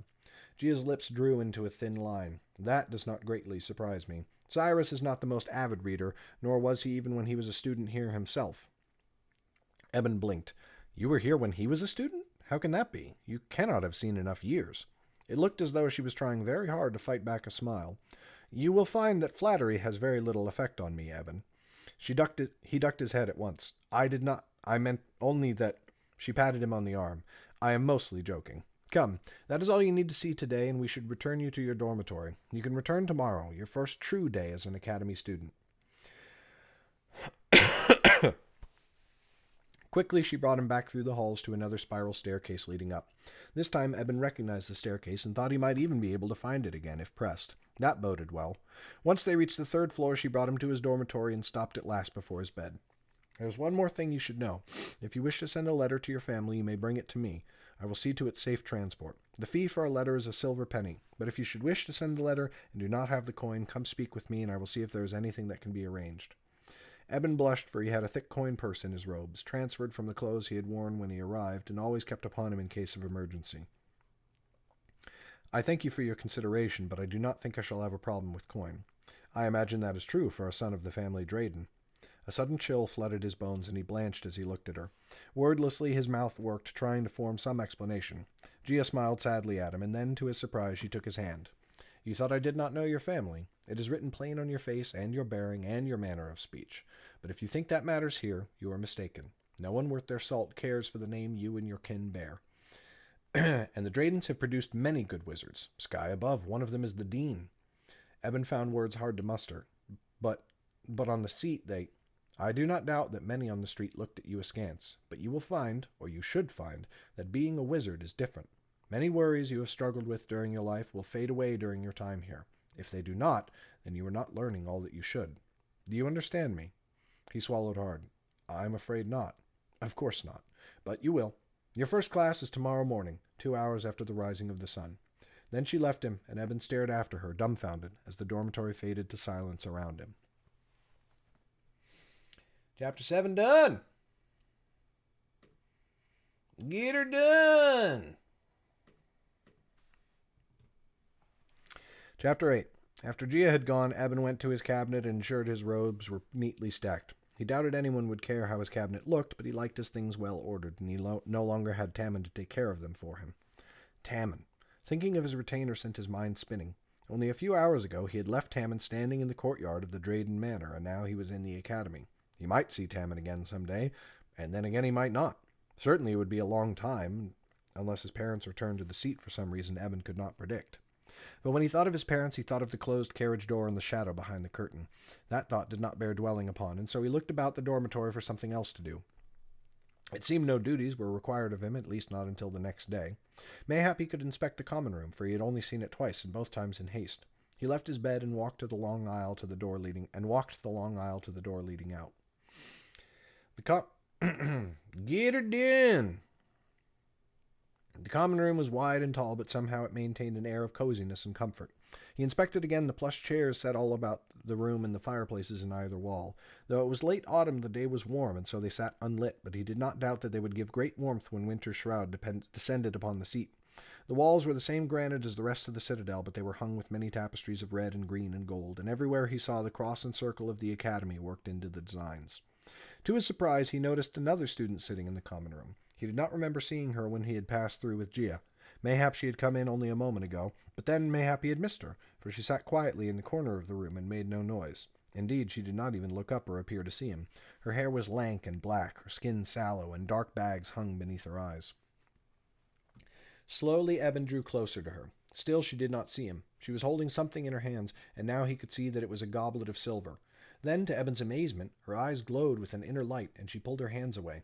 But the cup stayed there, floating in midair. She is a mind mage, he thought. As the girl twisted her hands, the goblet began to spin. First, it turned end over end in line with the girl's nose. Then she concentrated, her nose twitching, and it began to twist in another direction at the same time. Her hands clenched, wiry muscles taut beneath the skin, and it spun in another direction entirely. It turned faster and faster, becoming a blur, and moving so fast now that Eben thought it looked like a spinning silver globe and not a cup at all. Entrancement made him forget his fear, and now he walked eagerly over to her. He stopped just next to the arm of her chair, yet still she did not look at him. He waited a moment in silence, out of manners, and then gently cleared his throat. "That is astonishing," he said, fearing his voice was far too loud in the stillness of the room. The girl said nothing. Now he felt sweat beating on the back of his neck, and he pulled at the collar of his robe. I am Eben. I am only arrived at the academy today. How long have you attended?" At last she looked up, meeting his brown eyes with her own darker ones, though they still glowed from the use of her magic. Then her hands constricted, like an eagle's claws sinking into a rabbit's neck. The goblet abruptly stopped spinning, and it crumpled into a tiny ball of metal with a terrible rending noise. Eben jumped and then turned.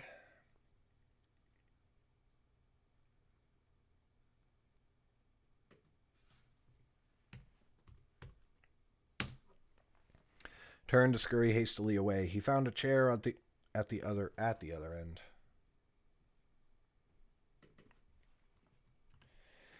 At the other end of the room, blocked from sight by the furniture in between, and tried to sink into the plush cushions. It was a little while before his heart slowed and his breath came easier.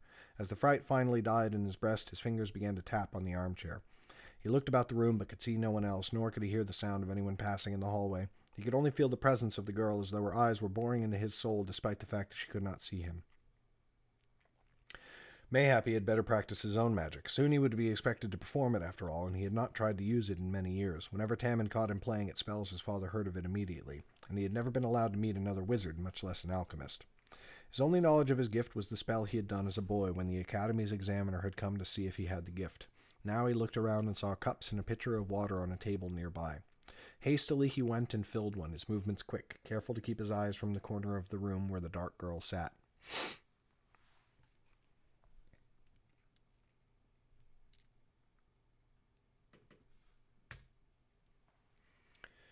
In his chair once more, he gently swished the water around in the cup before placing a forefinger into it. He stirred. The water was neither...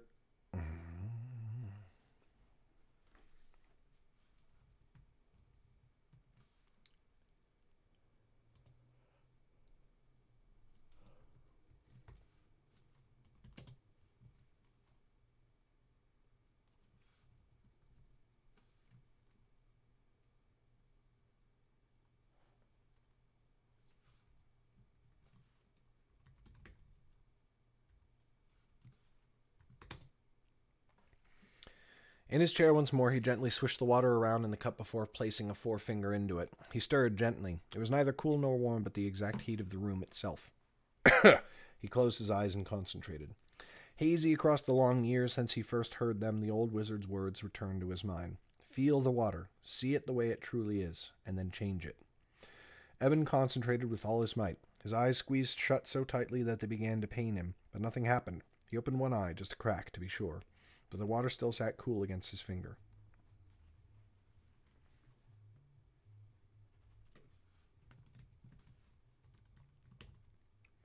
But the water still sat lukewarm against his finger. The back of his neck prickled, and his forehead beaded with sweat. He thought he could feel something within him yearning to break free. He reached for it, but the harder he grasped, the more quickly it slipped away.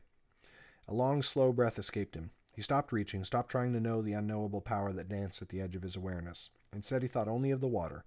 It grew before his vision, the goblet swelling until it took up all the world. Now even his finger was forgotten, except as the bridge that connected him to the liquid. His vision brightened. Eben felt his heart hammer in his chest, but he forced himself to concentrate. Slowly his fingers stirred, swirling in little circles and causing the water to splash against the cup's rim. But wherever he touched the water, it turned it...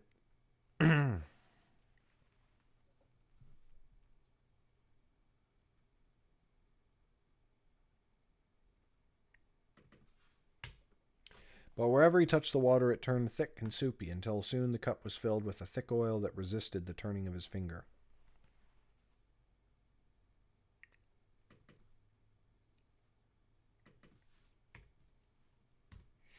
Until soon the cup was filled with an oil that resisted the turning of his finger. With a gasp, he sat back, leaning into the couch. His hand trembled as he lifted the cup again. Within the water was a thick, oily soup. He wanted to burst into laughter. It had worked. Years had passed since he had last dared to slip away from Tammin for long enough to try it. He thanked the sky above that he could still do it, for he shuddered to think of the bitter irony of reaching the academy at last, only to lose his gift. The door to the common room slammed open, and 3 students came storming in. Eben shot to his feet. Across the room, he saw the sallow-faced girl had gone. With a sinking feeling in his stomach, he realized he still held the cup before him. Swiftly, he turned to place it on the table beside his chair, and then he straightened and wiped his finger against his robe to rid it of the oil. A girl led the other students who had entered, and her gaze fixed on Eben. She paused for just a moment, brows drawing close, and then she came to him. Her skin was dark, and her thick hair was cut just below her ears and intricately braided to frame her face, making her light eyes all the more captivating. She stopped before Eben and put her hands to her hips, sizing him up.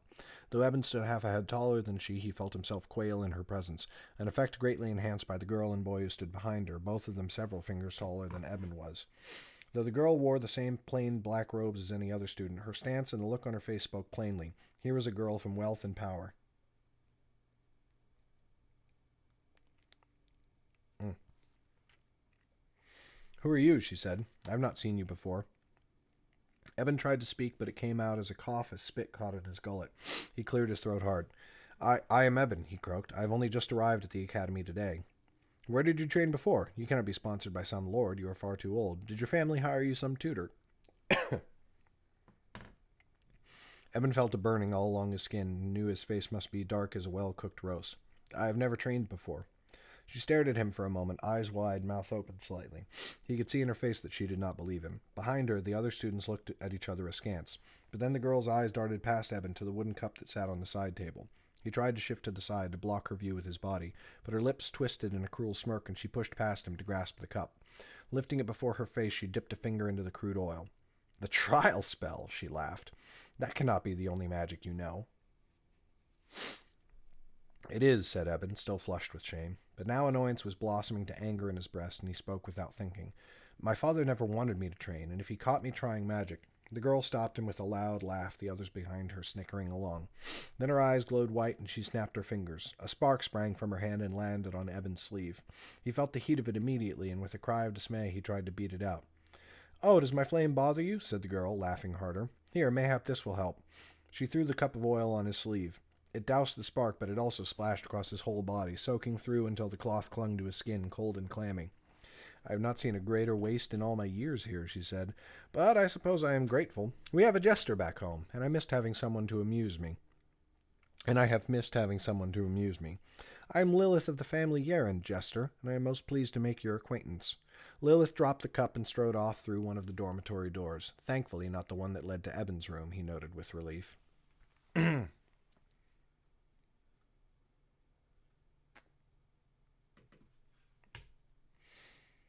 Eben sat back down in the chair, not caring that his wet robe would soak into the cushions, and hung his head. No matter how hard he squeezed his eyes shut, he could not stop a tear of shame from escaping to run down his cheek.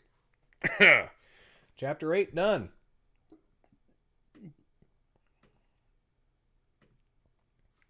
Chapter 9. When he had composed himself, Eben retreated to his own dormitory and changed into a clean robe. Then he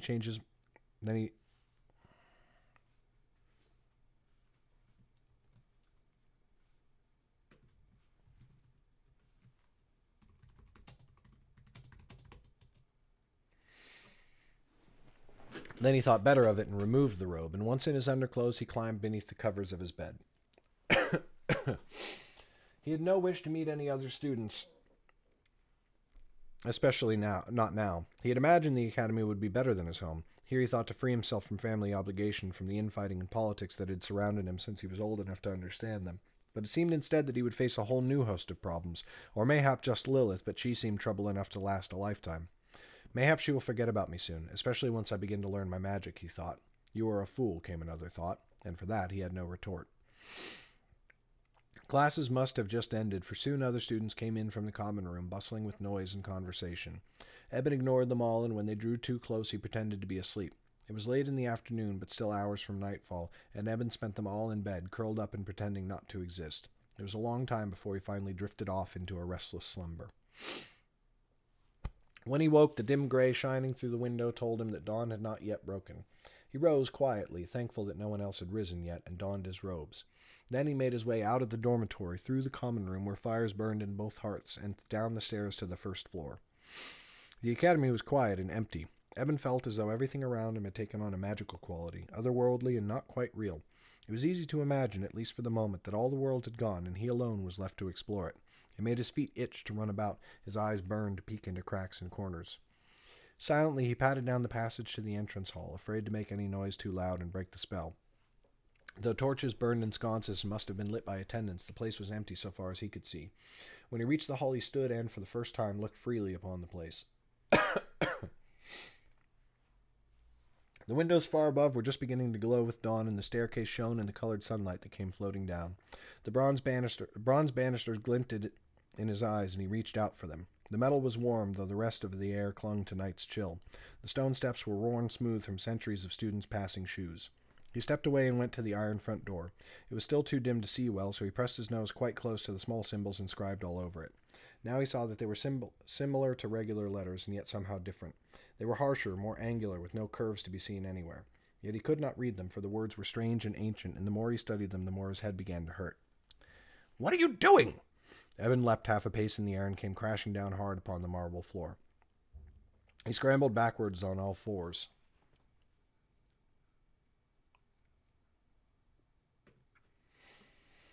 And then stopped as he saw Melly quivering above him.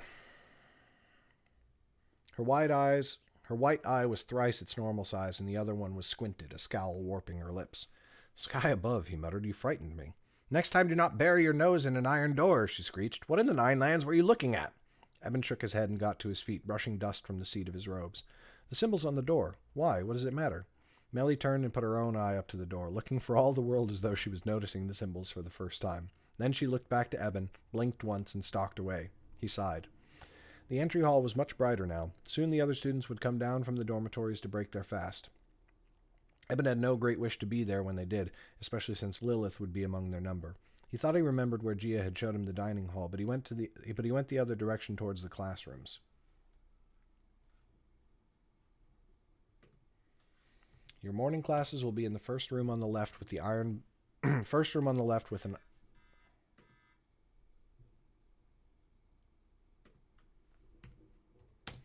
iron band on the door, Gia had told him. He found the door and opened it. The room was empty, and he paused in the doorway.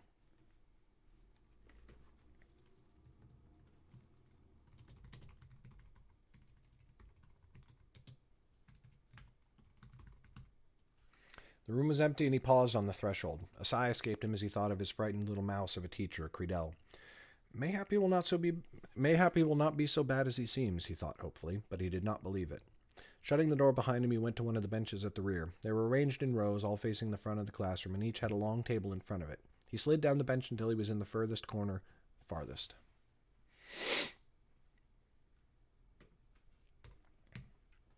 where he could lean against a wall. There he sat, waiting for the start of the day, and his first class as a wizard of the academy. Somehow it no longer excited him as much as he once thought it would.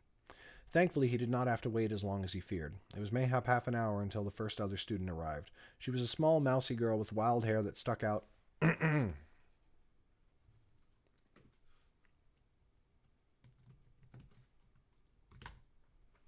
She was a small, sharp girl with wild hair that stuck out all about her head like a halo.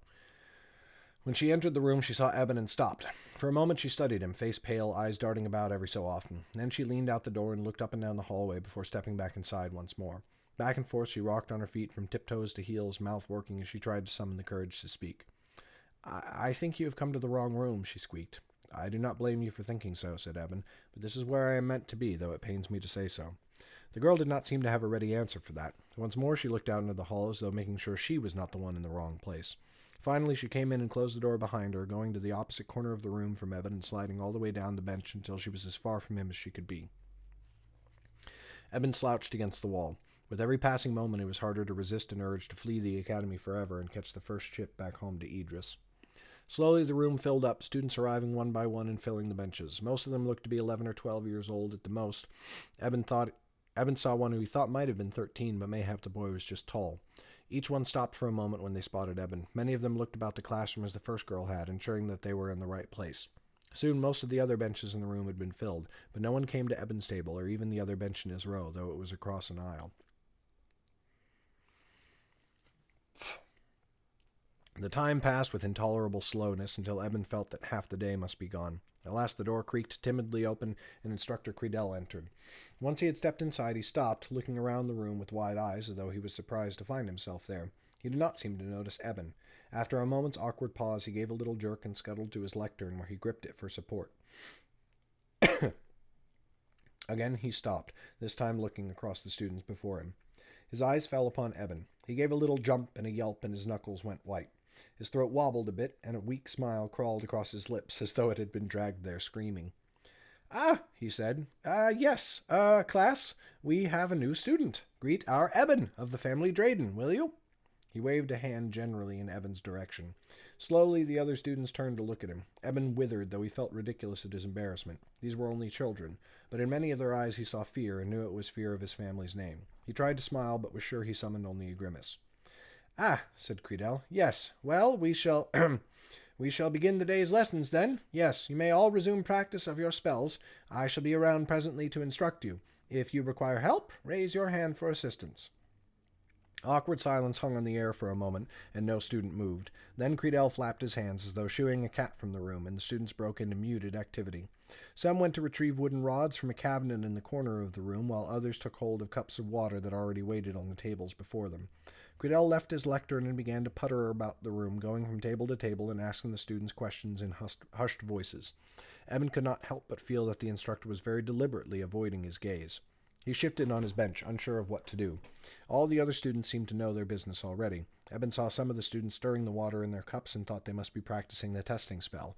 Others gripped their wooden rods, faces twisting as they concentrated. But he had no cup nearby to practice with, and he did not know what spell to cast upon the wooden rod, and so he stayed in his seat. Credell moved through the room slowly, and seemed to move still slower the closer he drew to the back of the room where Eben waited. Still Eben forced himself to sit still. He had no wish to make a nuisance of himself on his first day. But when Credell finished with the table across the aisle, he spun and made for the front of the room. Eben sat forwards in surprise, then leaned out into the aisle and thrust his hand in the air. "Instructor Credell?" The man leapt half a pace in the air and looked over his shoulder, face twisted as though in pain.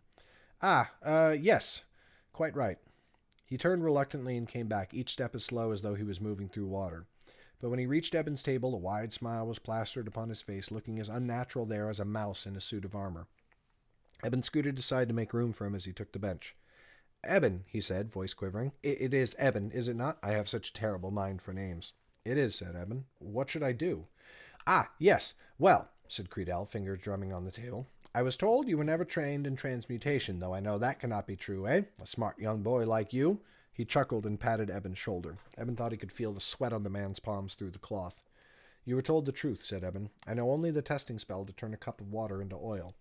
"Oh, I'm certain that is what you told everyone, eh?" said Credell, tapping his nose with a wink. "But I know what a curious mind can do. Worry not, for I will spread no tales of any spell I see you cast in this room." Eben blinked. "I think you misunderstand me. I could not practice any spells, even if I knew any, even in secret. My father kept a careful watch over me, and if I were to try—" Well then," said Credell, shaking his head with a soft smile, "if you wish to keep up the pretense, I shall do the same, anything for your honorable family." "Instructor, I am not telling a tale. I want to learn. What must I do?" Eben felt his hackles rising as Credell gave him yet another broad wink. Well, if you say you know nothing but the testing spell, then you had best practice it, eh? I will fetch you a cup of water. He leapt from the bench as though stung by a bee and ran for the front of the room, soon returning with a wooden cup of water. This he placed before Eben and then stood hesitantly for a moment looking down at him.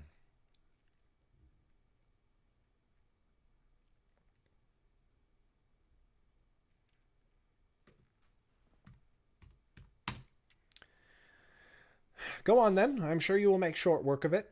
Eben sighed and took the cup. He placed his finger within the water, trying to focus. Nothing happened. He frowned and concentrated, trying to reach for his gift as he had tried in the common room the day before. But now he could feel Credell's eyes upon him, as well as the eyes of every student in the room. They were all watching him, and he could feel their wonder at seeing this older boy trying to perform the simplest of spells. He tried to force such thoughts from his mind, but they crowded back in until he could think of nothing else. He slammed the cup down in frustration. Some of the water splashed out and onto his hand, and he shook it away angrily. I told you I never learned any spells. I was not even permitted to practice this one. Credell shook his head with a kindly smile, but just as he opened his mouth to speak, the classroom door flew open. In strode the dean. He waddled in briskly and came down the aisle towards them.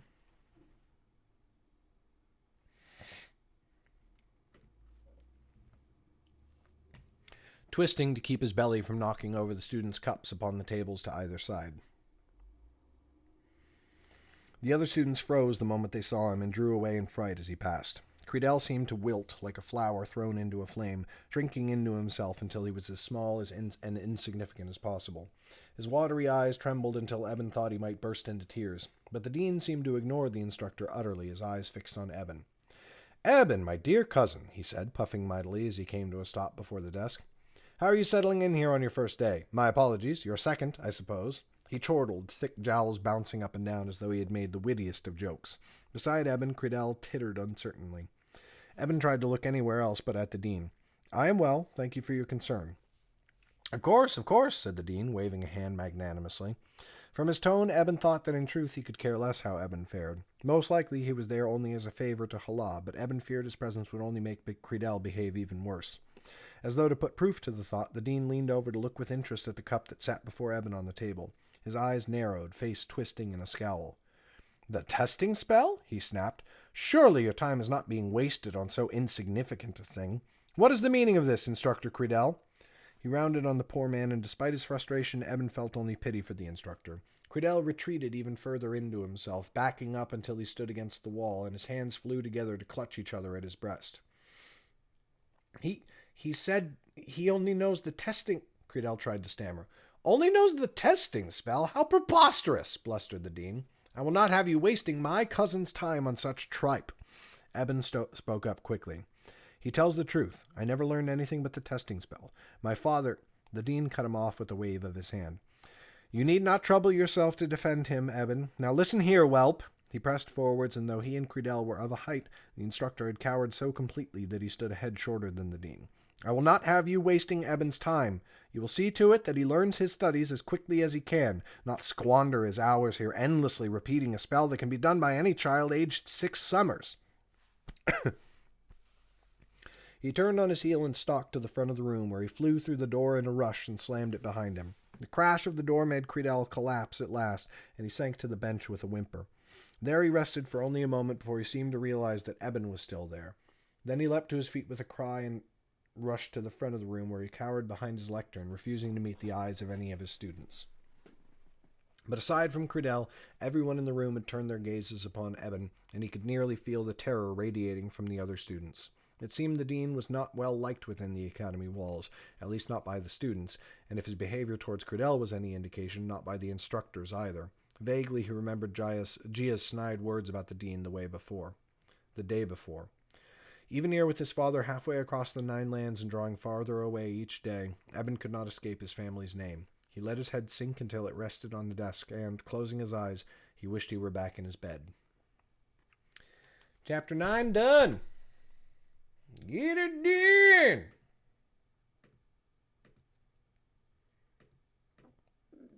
done! Excuse me. Okay, that's it for this morning.